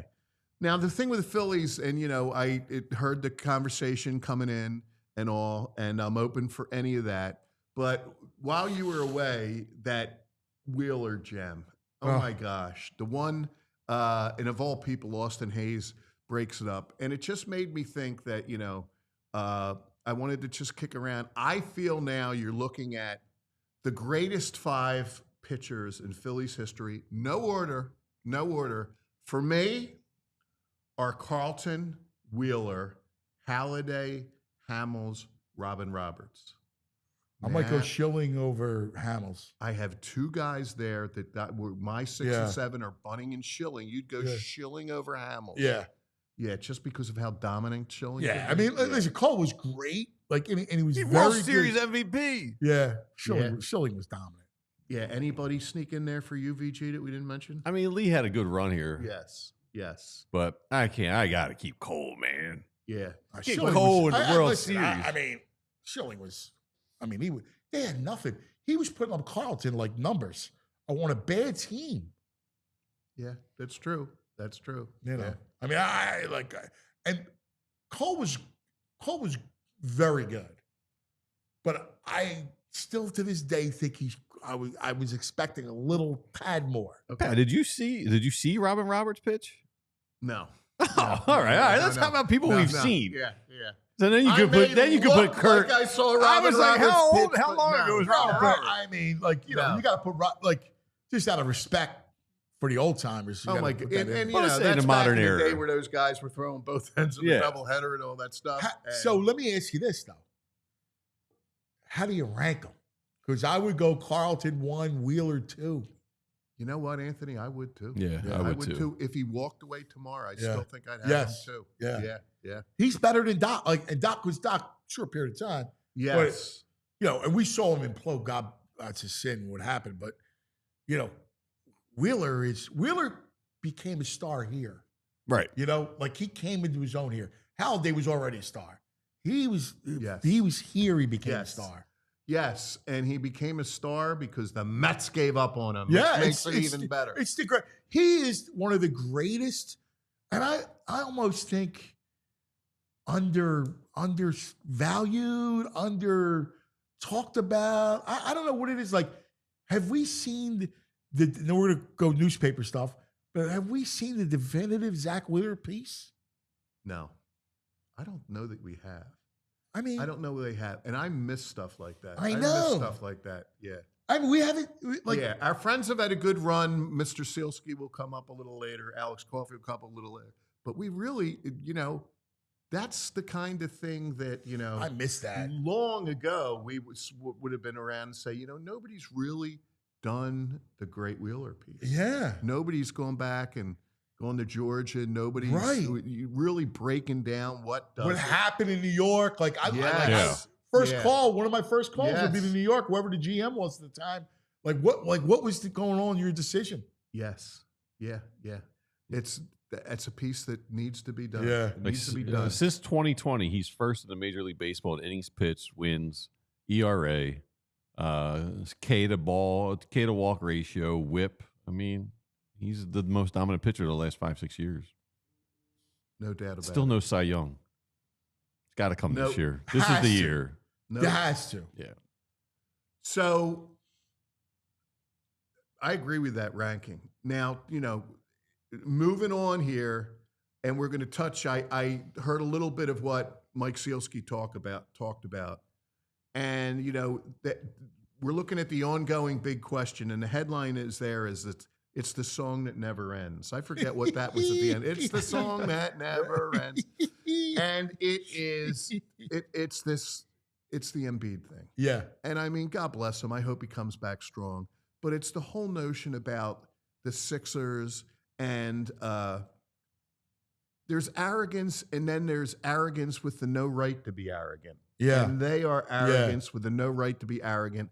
They don't need to trot out everything. But what's going to happen is not only we're just not going to know about Embiid. No. We're not going to know, and you have no confidence that they know what they're doing. No. That the guy might have been done a disservice. And then that Mike Sielski with a wonderful column this week where he nailed it as it relates to the WNBA, and that there's just no goodwill created by a Josh Harris Sixers organization. And that made me think of his colleague, Alex Coffey, wrote a really good piece about Bill Roth, the Temple gymnast, who was the guy behind hip hop. And it introduced Alex, who's from out of town, to what goodwill's all about, because she quoted both Pat Croce and Dave Koski in that story. Right. And that is, I don't think I've ever seen a fandom be more upset than they were with the Sixers this year. But back in that day, Pat and his people made you feel good. Yeah. They, even if the things were down, they were honest. They wanted to get better. And I just don't have any. It's hard to feel good about. You know this what's amazing? game. It's been consistent no matter who's owned it, who's run it. Think about this for a second.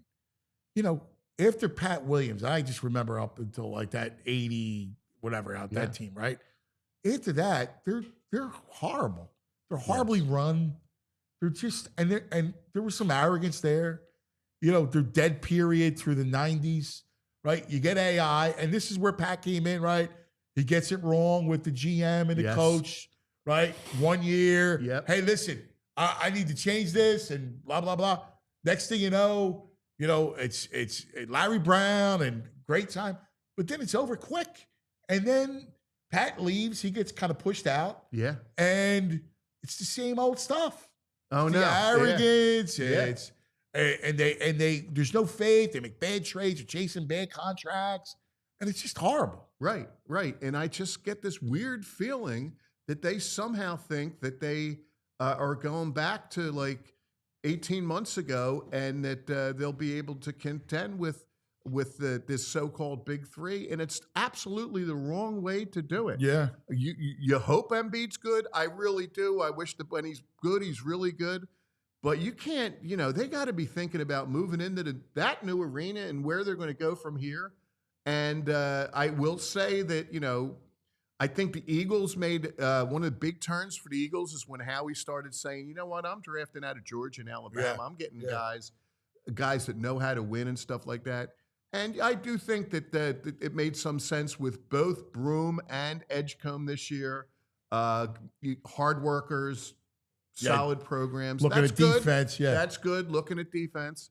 But I just realized that we're going to come and it's going to be October and Embiid's not going to be in the preseason. And we're just and there's going to be a cloak of mystery, right? The mystery will drive us crazy, and you'll never know. You just won't know until he's not on the court in January, or he has a game where he has 32 and 11. You think maybe he can do it in bursts. How many times did we hear, day to day, and it turned out to be 2 months, right? I know. Even with Simmons, a lot of those injuries, know. even beyond just Embiid. Yeah. And then there's the Embiid specter every night, which is he playing? Like, you got to wait until 6:59 to find out if he's playing or not. Yes, it's brutal. And remember, right before last season, they could have created a ton of goodwill anybody would have understood if 10 days or 2 weeks before the season they said Joel's not going to be ready for the opener.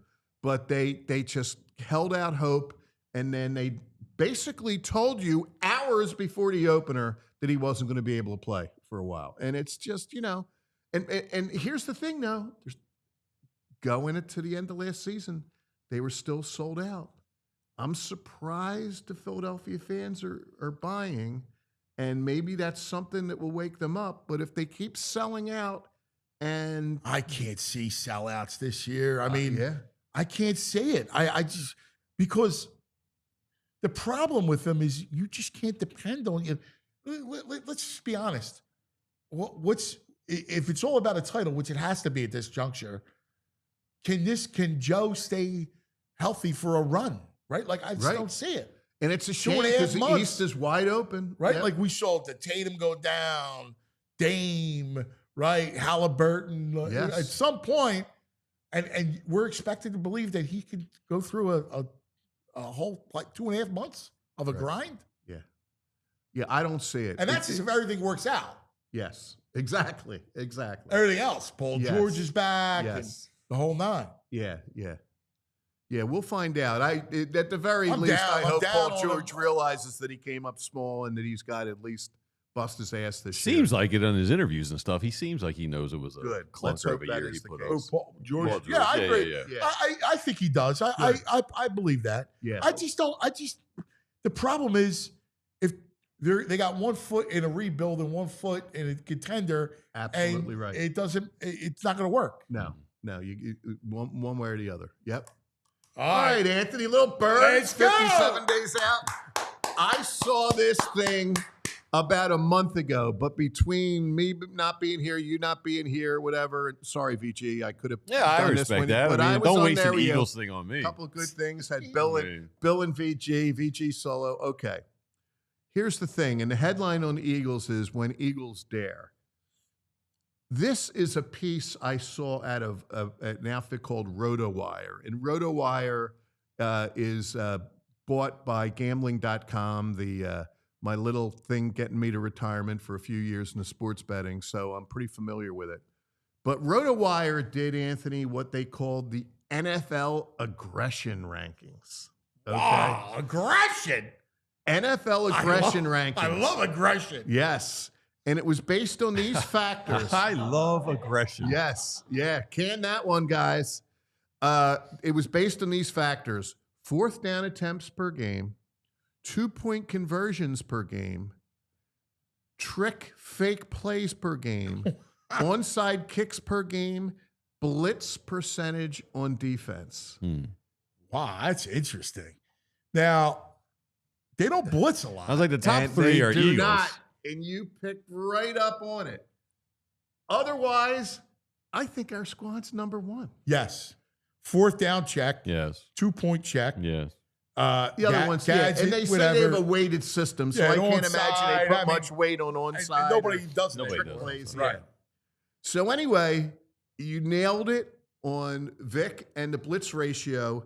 That is what held them down. Yeah. But still, the Eagles came in 4th. Wow, that's Fourth in the league. Good. Yeah, Detroit number 1. Yes. yeah, yeah. That Good. makes sense. Good Detroit job. number 1, Yeah. 4.73. The Commanders second, 3.73. Quinn's a little bit of a nut. How about the Chiefs? They got to be up there. Sixth. Good call. Yeah.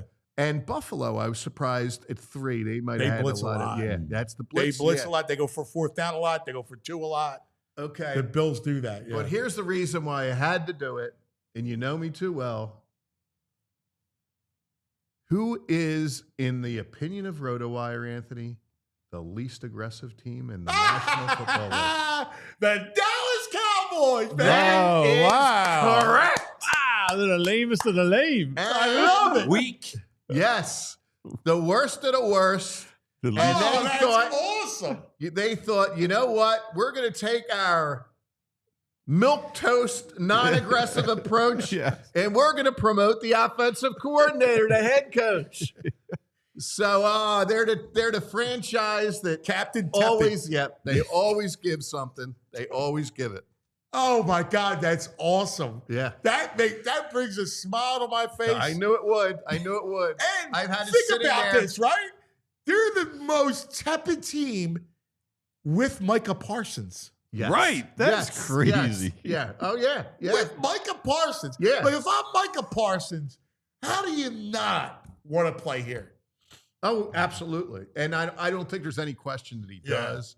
And, just if you take that blitz away, the Eagles probably go to 1. Yeah. If you take the blitz away and Micah from Dallas, they go from 32 to 45. They're behind Central Florida at that point, Yes, yes. Oh, that's fabulous. I freaking Dude, love I it. love that they have a Schottenheimer as their head coach. Like no one was he was just like meh. As a kid You growing know up, what's his shocking teams were to just me? like meh.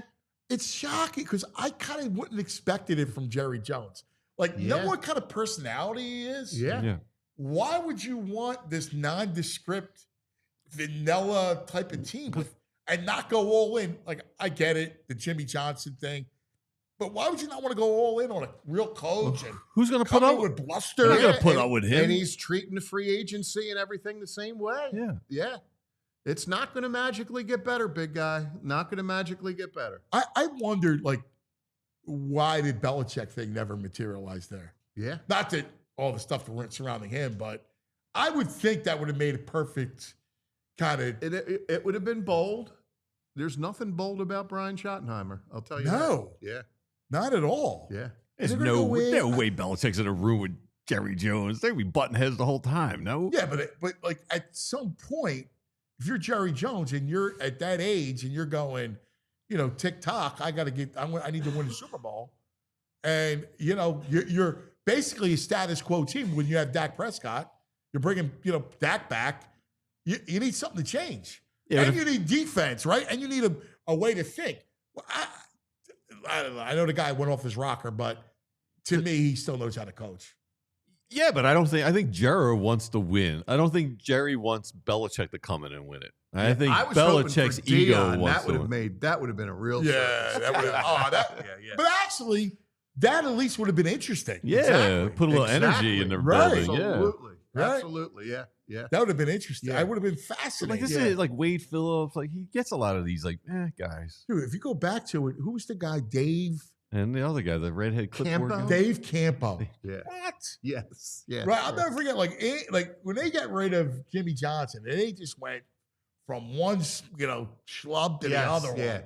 Campo needed to be making cheesesteaks, not Yeah. you know what I mean? And Campo was the head coach when they did Hard Knocks. Yeah. And I thought it was great. Watching the Cowboys look mediocre for an hour a week on cable is a beautiful thing. Oh, it's Yeah, the greatest.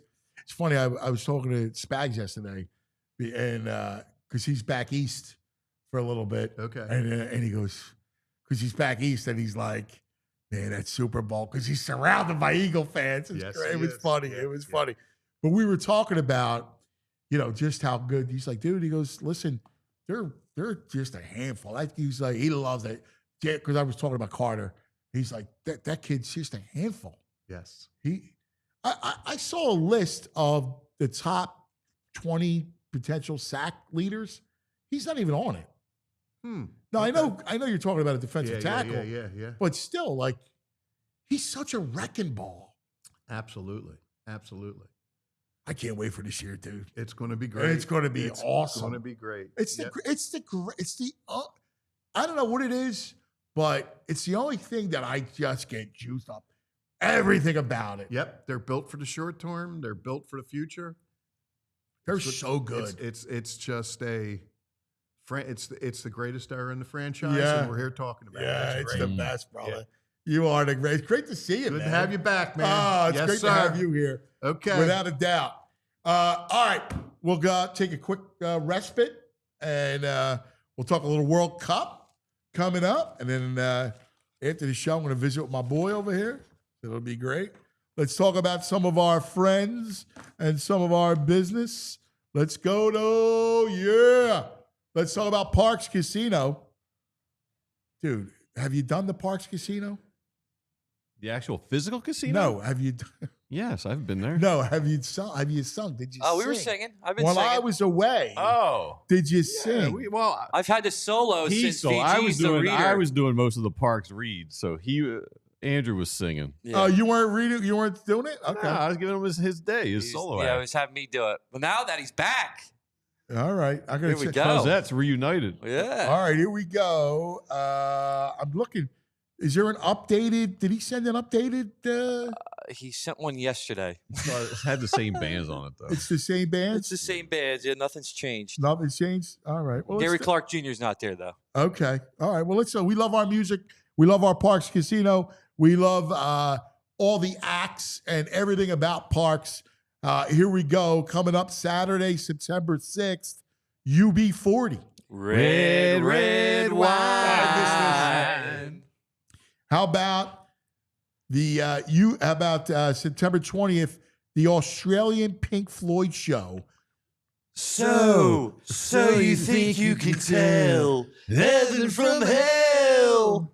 Blue skies from pain. You guys are good. The Revivalists come on Friday, September 26th. I Wish I knew you when I was young. Could have got so high. October 4th, Kansas. Go ahead. Carry on my wayward son. There'll be peace when you beat. Well done. I always want to say there'll be something. I mean, Peace. I know it's peace, but I always want to say something else. I don't know what I want to say. Other than Definitely sounded like you said beans. Oh, I love it. How about October 10th, the Psychedelic Furs with Gary Newman? she's pretty in pink, isn't she? Pretty in pink. October 24th, Everclear. I am still living with your ghost, lonely and dreaming of the West Coast. How about Saturday, October 25th, Almost Queen, a tribute to Queen. Is this the real life? Is this just fantasy? How about that, Sammy? November 15th, Bill Murray and his Blood Brothers. Yeah, Bill All Murray. right. By the way, I saw a movie Mhm. on the plane Mhm. called Riff Raff. Highly recommended. Okay. In fact, TV Time talked about this. It's a great little movie. Bill Murray and Ed Harris. Ooh. Let's Very check that out. Very good. Very Is good. it like the last 5 years or is it an older movie? No, it's recent. Oh, okay, cool. It's a great little movie. Check that out. It's a great little movie. It's Okay. like it's one of these dramedy, low budget, fun kind of movie. Tickets on sale, parkscasino.com. You got to be 21. If you have a gambling problem, please call 1-800-GAMBLER. Hey, real quick, Gelb dropped a piece about what they're hearing about the Phillies. Apparently, the Phillies are scouting the American League Central pretty heavily. Central. They got the Twins. White Sox. They're looking at Griffin Jacks and Johan Duran of the Twins, and the Guardians. With maybe that's why that Quan and Clase rumor is popping up. I mean, I'm not a big Quan. He's not a great fit here. I mean, he's another slap hitter. He's a slapper, but lefty. he's consistent. He's a consistent The slapper. lefty he's slappy. Plays good defense in the outfield. No, he does. I Yeah. mean, But yeah, I feel like they need power from the corner. So do I. They need some bop. You got to get some pop. Yeah. Who's from the Twins? The Twins, Griffin Jacks. He's the reliever, right? And Duran, Jhoan. I always butcher his name. Yeah. I'm not See what kind of year he's having. I'm not in love with that.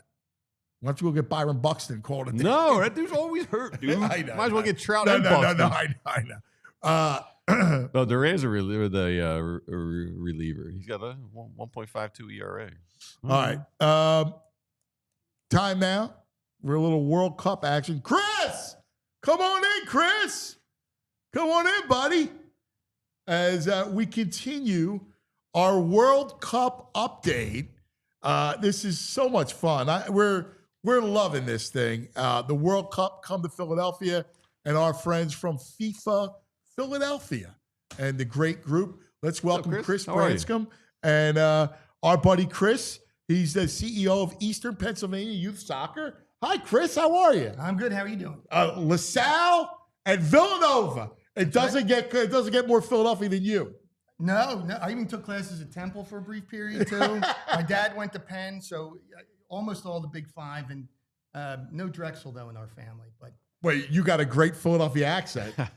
Friends say I sound like you, so I don't know if you're going to confuse people. But yeah, it's so great to have you. Great to be here. What I got to ask you, because you've been involved with soccer for a long time. What's this like for you?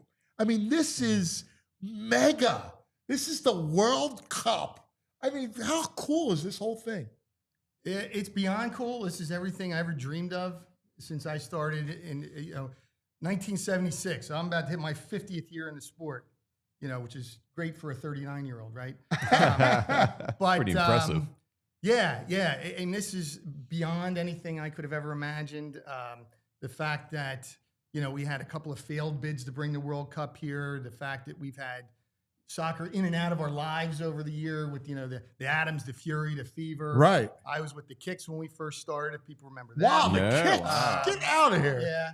And so to get to this point, right, this is just everything anybody in our sport ever could have imagined and dreamed of. Well, it's funny because, forever it was like, it's going to pop, it's going to pop, it's going to pop. And then you wondered if it would, right? And then all of a sudden it started. And you could see that, especially the last two generations, started to follow some European, right? Premier League. I started to get a little thing. And then you could see it start to grow. And then, of course, the Union. And now it's like here in a big way. I love it. I think it's so cool. Yeah, I mean, the sport's grown like beyond what, again, we could have imagined. You know, all the steps that we took along the way and kept growing and growing and growing. And it went from a niche sport, like in the 70s, the 80s. Yeah. I had this cool pennant that was from the old NASL. It says soccer, the sport of the 80s. Wow, get out. So, I almost brought it. It would have been fun. But we've been saying those kind of things for decades. Like, it's definitely a sport of today. It's ingrained in our culture. I mean, the last 3 weeks, you guys saw with the Club World Cup. Oh, my God. It's been incredible. So I was in Europe for a little bit, and I was having a conversation about Real Madrid and the games that were here. In fact, Juventus that was here, and I was in Italy, and we were talking about it. And it was like, the States and the Club World Cup. It was huge. It was a worldwide event. Yeah, I think that's what people didn't quite understand as this event came. Of course, it was a bit of a new event. The Club World Cup's been in existence, but the whole format was changed for this year. Which I thought was incredible, by the way. Yeah, I mean, again, we had all these teams in this country playing games. In fact, we had 8 matches here, and some of the biggest in the world. Right. So Man City and Chelsea and Juventus, Real Madrid, and then you got to experience, Wydad and Esperance, coming from Africa. I mean, those fans were nuts. Right. I think I'll give credit to Jonathan Tannenwald. He said in one of his articles about like it almost was like a Palestra-like feel to the games. Yeah, the way it was like that's a great analogy. Yeah, it's a great analogy. And because you don't get to do that at American events. Right.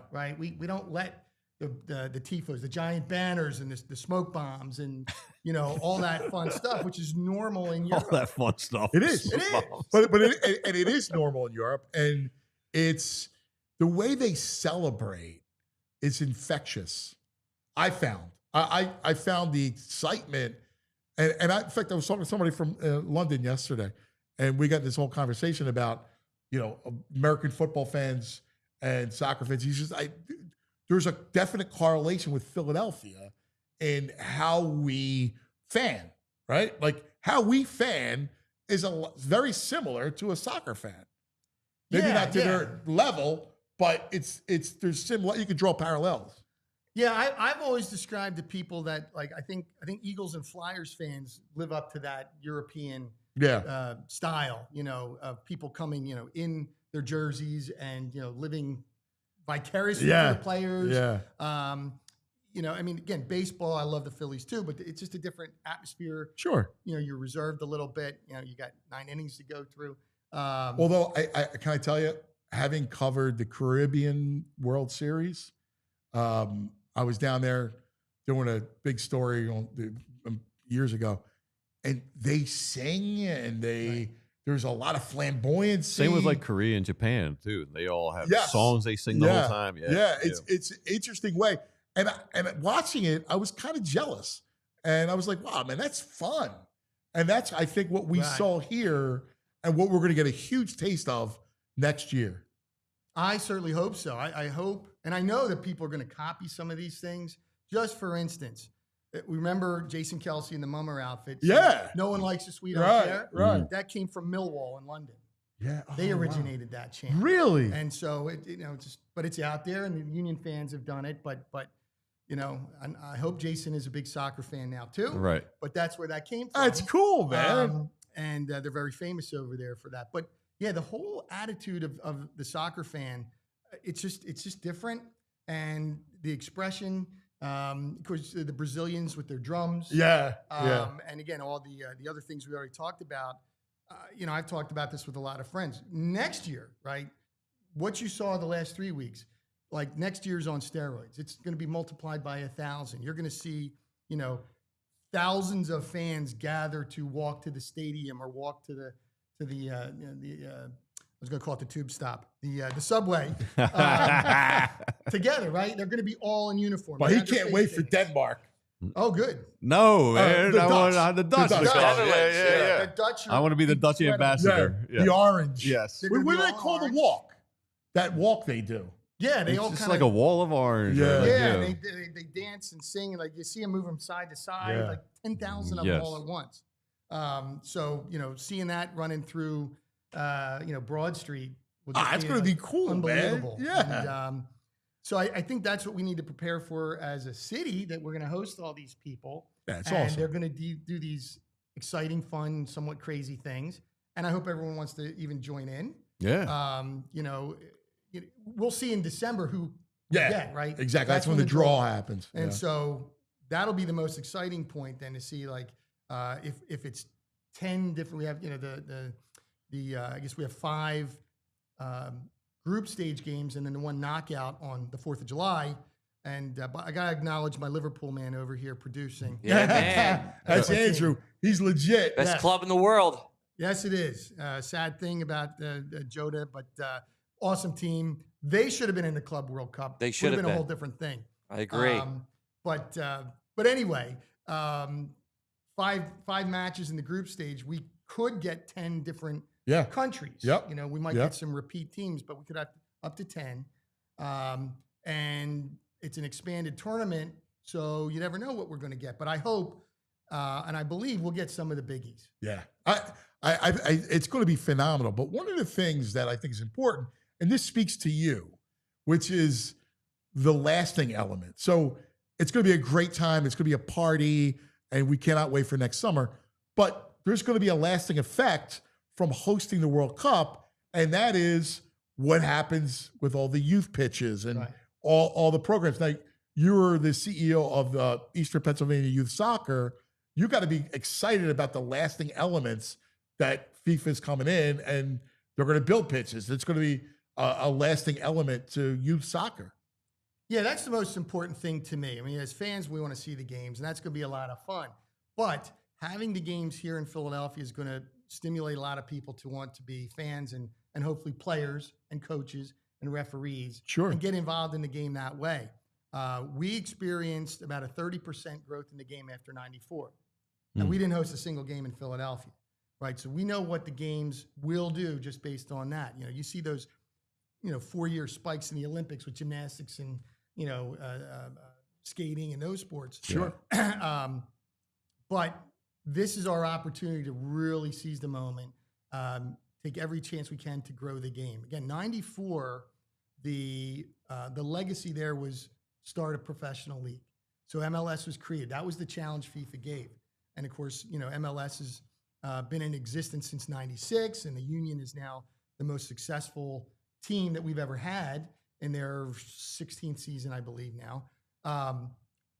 But the big thing is grow the game, get more kids involved in the game. And there's still so many places in this city where we could do a better job. I mean, we've been playing soccer in the Philadelphia area for over 100 years. Yeah.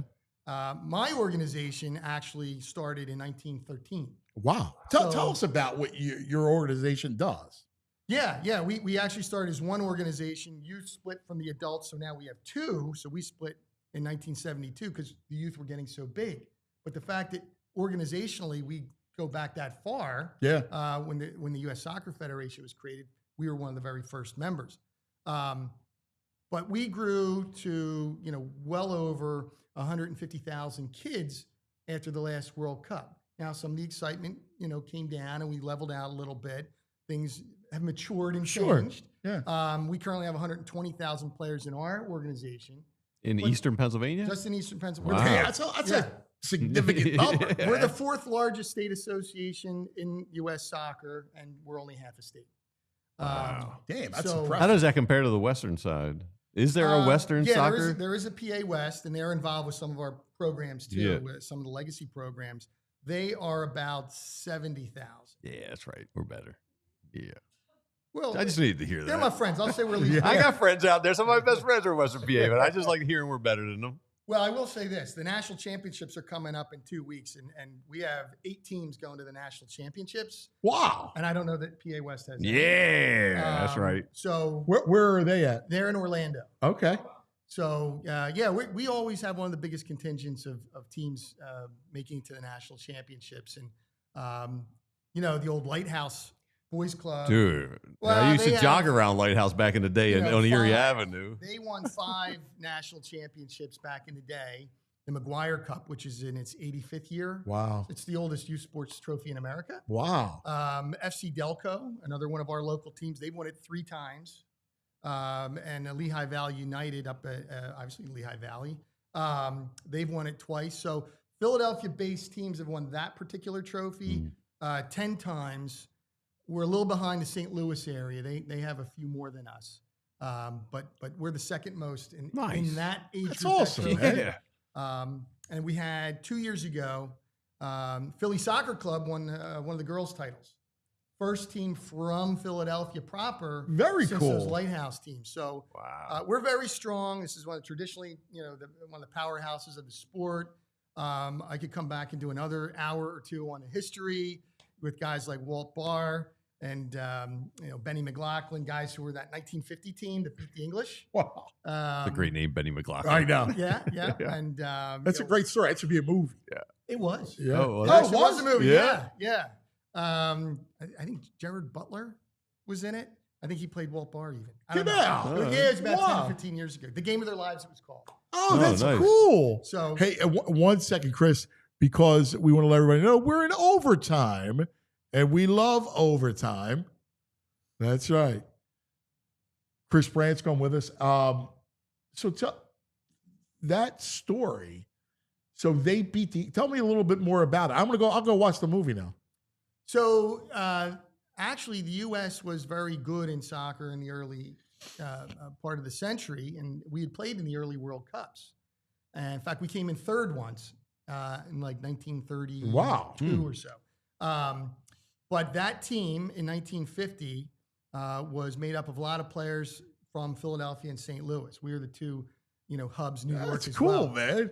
Walt Barr, who, Frankfurt High School, coached at Temple, coached at Penn State. He's the legend.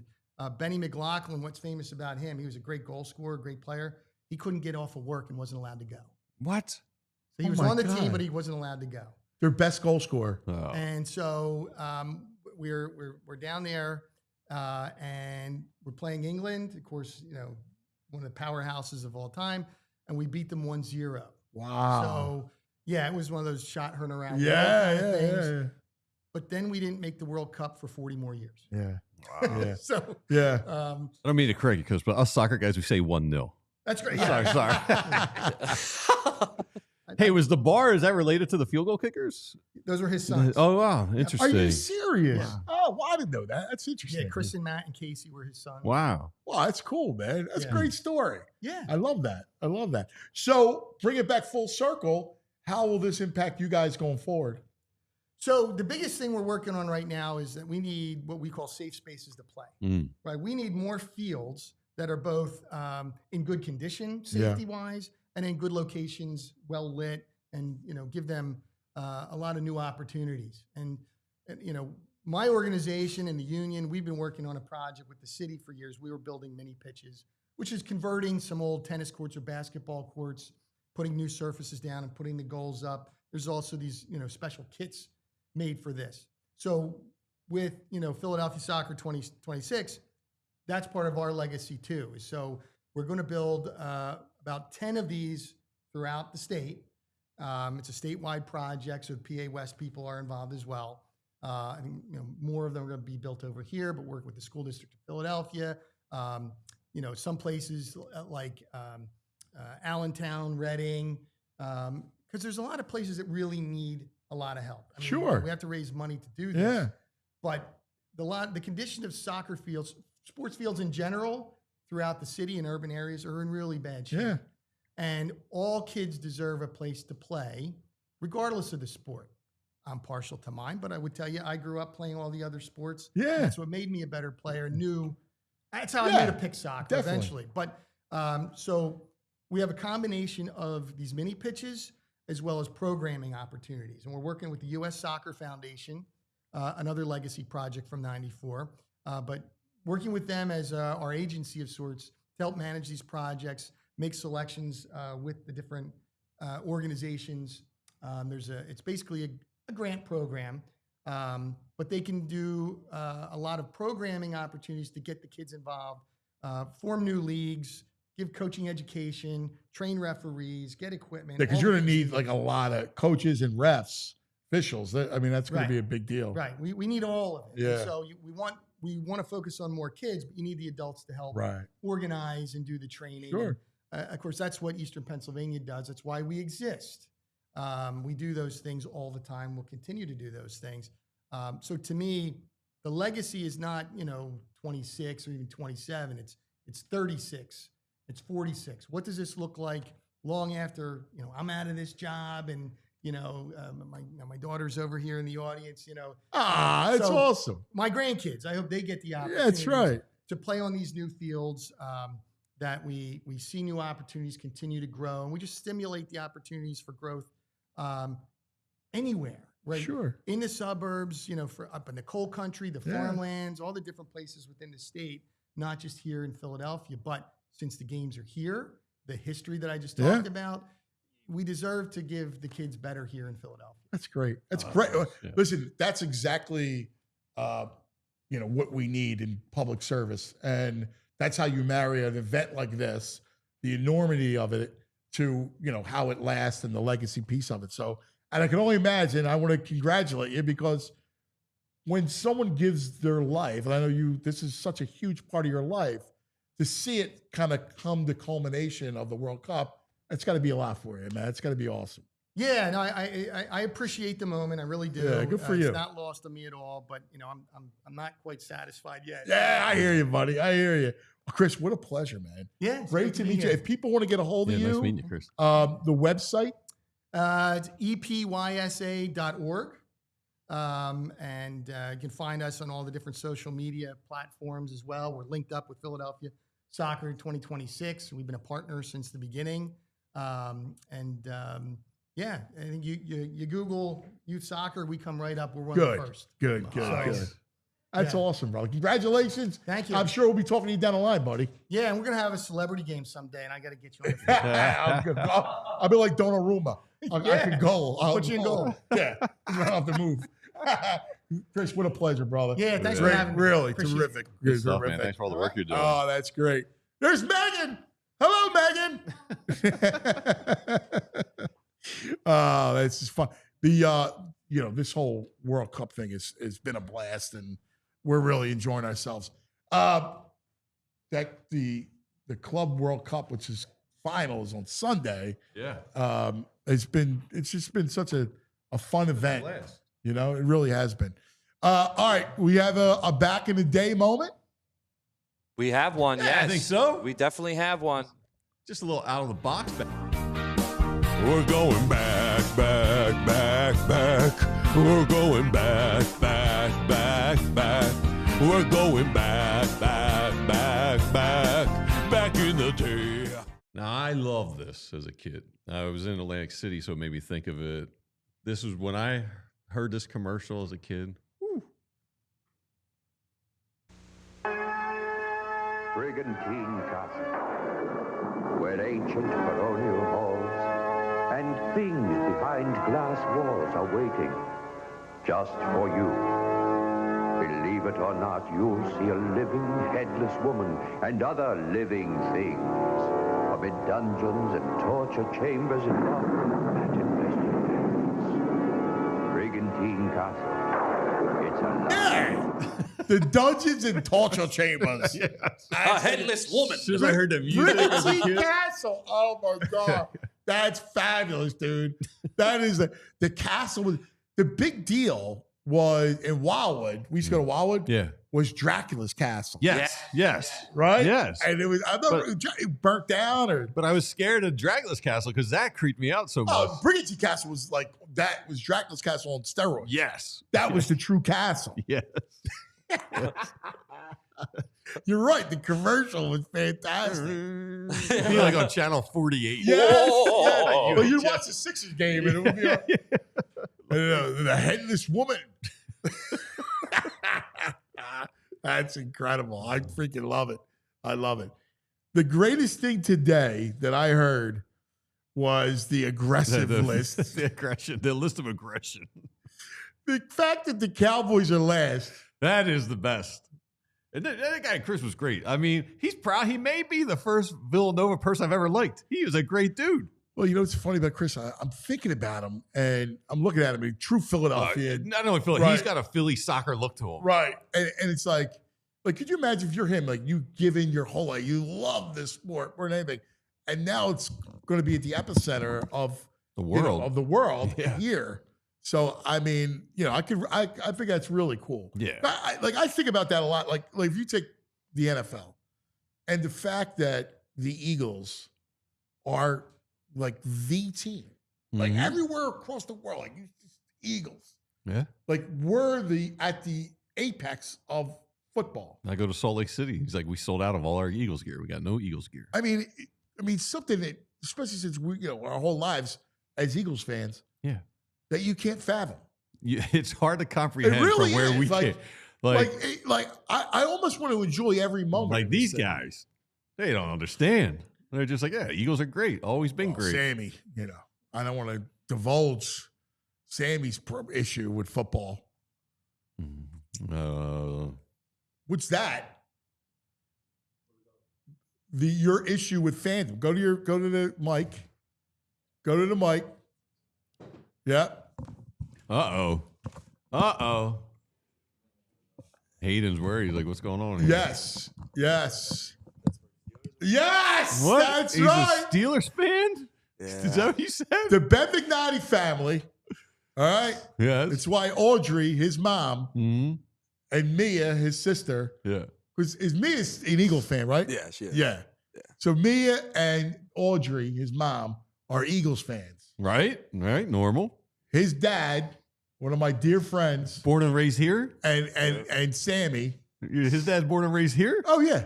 Oh, he's a Steelers fan? Yep, South Philly. It Oh, was bad. Oh, but you know what's amazing? It's like I almost feel like sorry sometimes. yeah. Yeah, like they'll be watching the game, and I'll root for him if I feel bad for him. But like I still can't believe him that you That's were gotta robbed. hurt. Your That's gotta hurt. father robbed you Didn't you- of that Super Bowl, of you these didn't- last 2 Super Bowls. You didn't want to revolt against Dad at all? A little rebellion? It's unfortunate that the Steelers were very good when I was younger, so I couldn't really get away from it. Like I And was Joe watching a great Ben football took team. him. He took him to Heinz Field. Ugh. They were going to pilgrimage, and he dressed him. He was a little guy. Sammy was a little guy, Dressed in black and gold. black and gold. Eating those And he sandwiches used with to the torture French me. fries on. And Joe Ben's like one of the greatest dudes ever, right? Like you can't be like mad at him, Right. Like, he's one of those guys. No, it's a that disappointed. is lovable, Disappointed. and it's just the whole thing. It always You prefer the Permanis over cheesesteaks? Yeah. Oh, look at this. Look at this. How do you get this internship? I still root for the Eagles though, always. Yeah, Every sure. game besides the Pittsburgh Steelers. Sure. Hayden, you a Spurs fan? Yeah, of course. I had to get that out to you, buddy. I had to get that out to you. Oh, that's great. It's good to have you back, man. Oh, it's good to be back. I missed it. I always love hanging with you guys. How's the chat? I missed our chat. Chat's good. What were they going off on, though? There's a lot of soccer talk in here today. A lot of soccer talk, a lot of food talk. What was They're the very food talk? happy that you're back. They were talking about onions and cheesesteaks and what kind of cheese you put on it and all that stuff. What kind of cheese do you? I was going Cooper Sharp. Some people were saying Whiz. Some people were saying Provolone, American. It was a See, plethora. you of know what's different- funny though? I don't have a rule when it comes to a cheesesteak. Yeah. There's times I want like a Philadelphia Whiz, Yeah. right?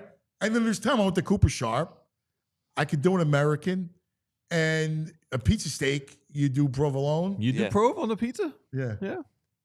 Yeah. I Sammy don't from like the provolone on the cheese. pizza steak though. If you go pizza steak, I go American. you can't do it. You can't mix. I do. I'm American able to, and I do it. cheese and tomato sauce.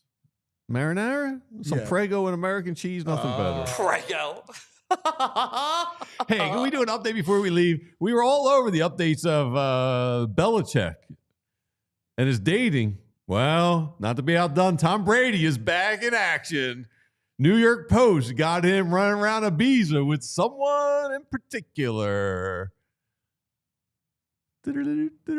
Sofia Vergara.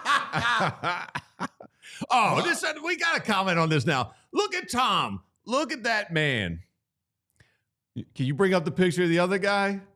The other quarterback running around town? Yeah, let me see. Do I have it on Yeah, here let's see still? that guy. Tom Brady's, 47? Hanging out in Ibiza. With Sophia. Sofia Vergara. Mm-hmm. Which quarterback are you talking about? KC. Oh, KC. Yeah, give me a I second. only gave you one bloated quarterback this week. Well, Mahomes got dad by working. Oh, it's causing drama in the world, too. I don't have the photo ready. It was taken well, off. Mahomes is looking a little chubbers these days. Really? And some radio host in KC calling him out as fat and stuff. And his trainer went ballistic, threatening the radio host. He's like, "Where are you? I'll come get you. I'll show you out of shape." He's like, "Name me a quarterback with a six-pack. Blah, blah, blah. I'll defend him, Mahomes." Really? And then there's Tom And Tom's ripped. in his avocado 47 glory. Yeah, well, on an island in Spain. Tom doesn't, he doesn't put That was anything. after he was running around with Sidney Sweeney, Dakota Johnson. He's there he There is. you go. There's Chubbo. That's not Chubb. Come on, dude. That's dad bod. That's like what I got. That's dad bod. Exactly, man. Come on. He's Come on. fine. They're ripping him over that. Yeah, dude. Look at that. Come on. He's not fat. Yeah, he's not fat. He's Chubs. Look at Brady. Brady's Chubs. lean. That's at least 18% body fat. Brady's probably 4%. Well, but Brady's maniacal, right? Yeah. Well, there's only one looks goat. normal, like a normal Well, dude. that's why they Like didn't a guy three. just They a didn't couple three beers. because he's out of shape. Maybe. Maybe. That Brady though has been Who, seen who, with a lot of different who's women. his trainer? Oh, I forget the guy's So they name. went after the radio host? Yeah, the trainer got nuts. Oh, it's great. That's awesome. That's good drama. right there. Yeah, hell yeah. All right, that's going to do it for us. Everybody have a great day, man. Thanks for hanging with us. As always, we love you guys. We'll see you tomorrow. We all silly like the mayor.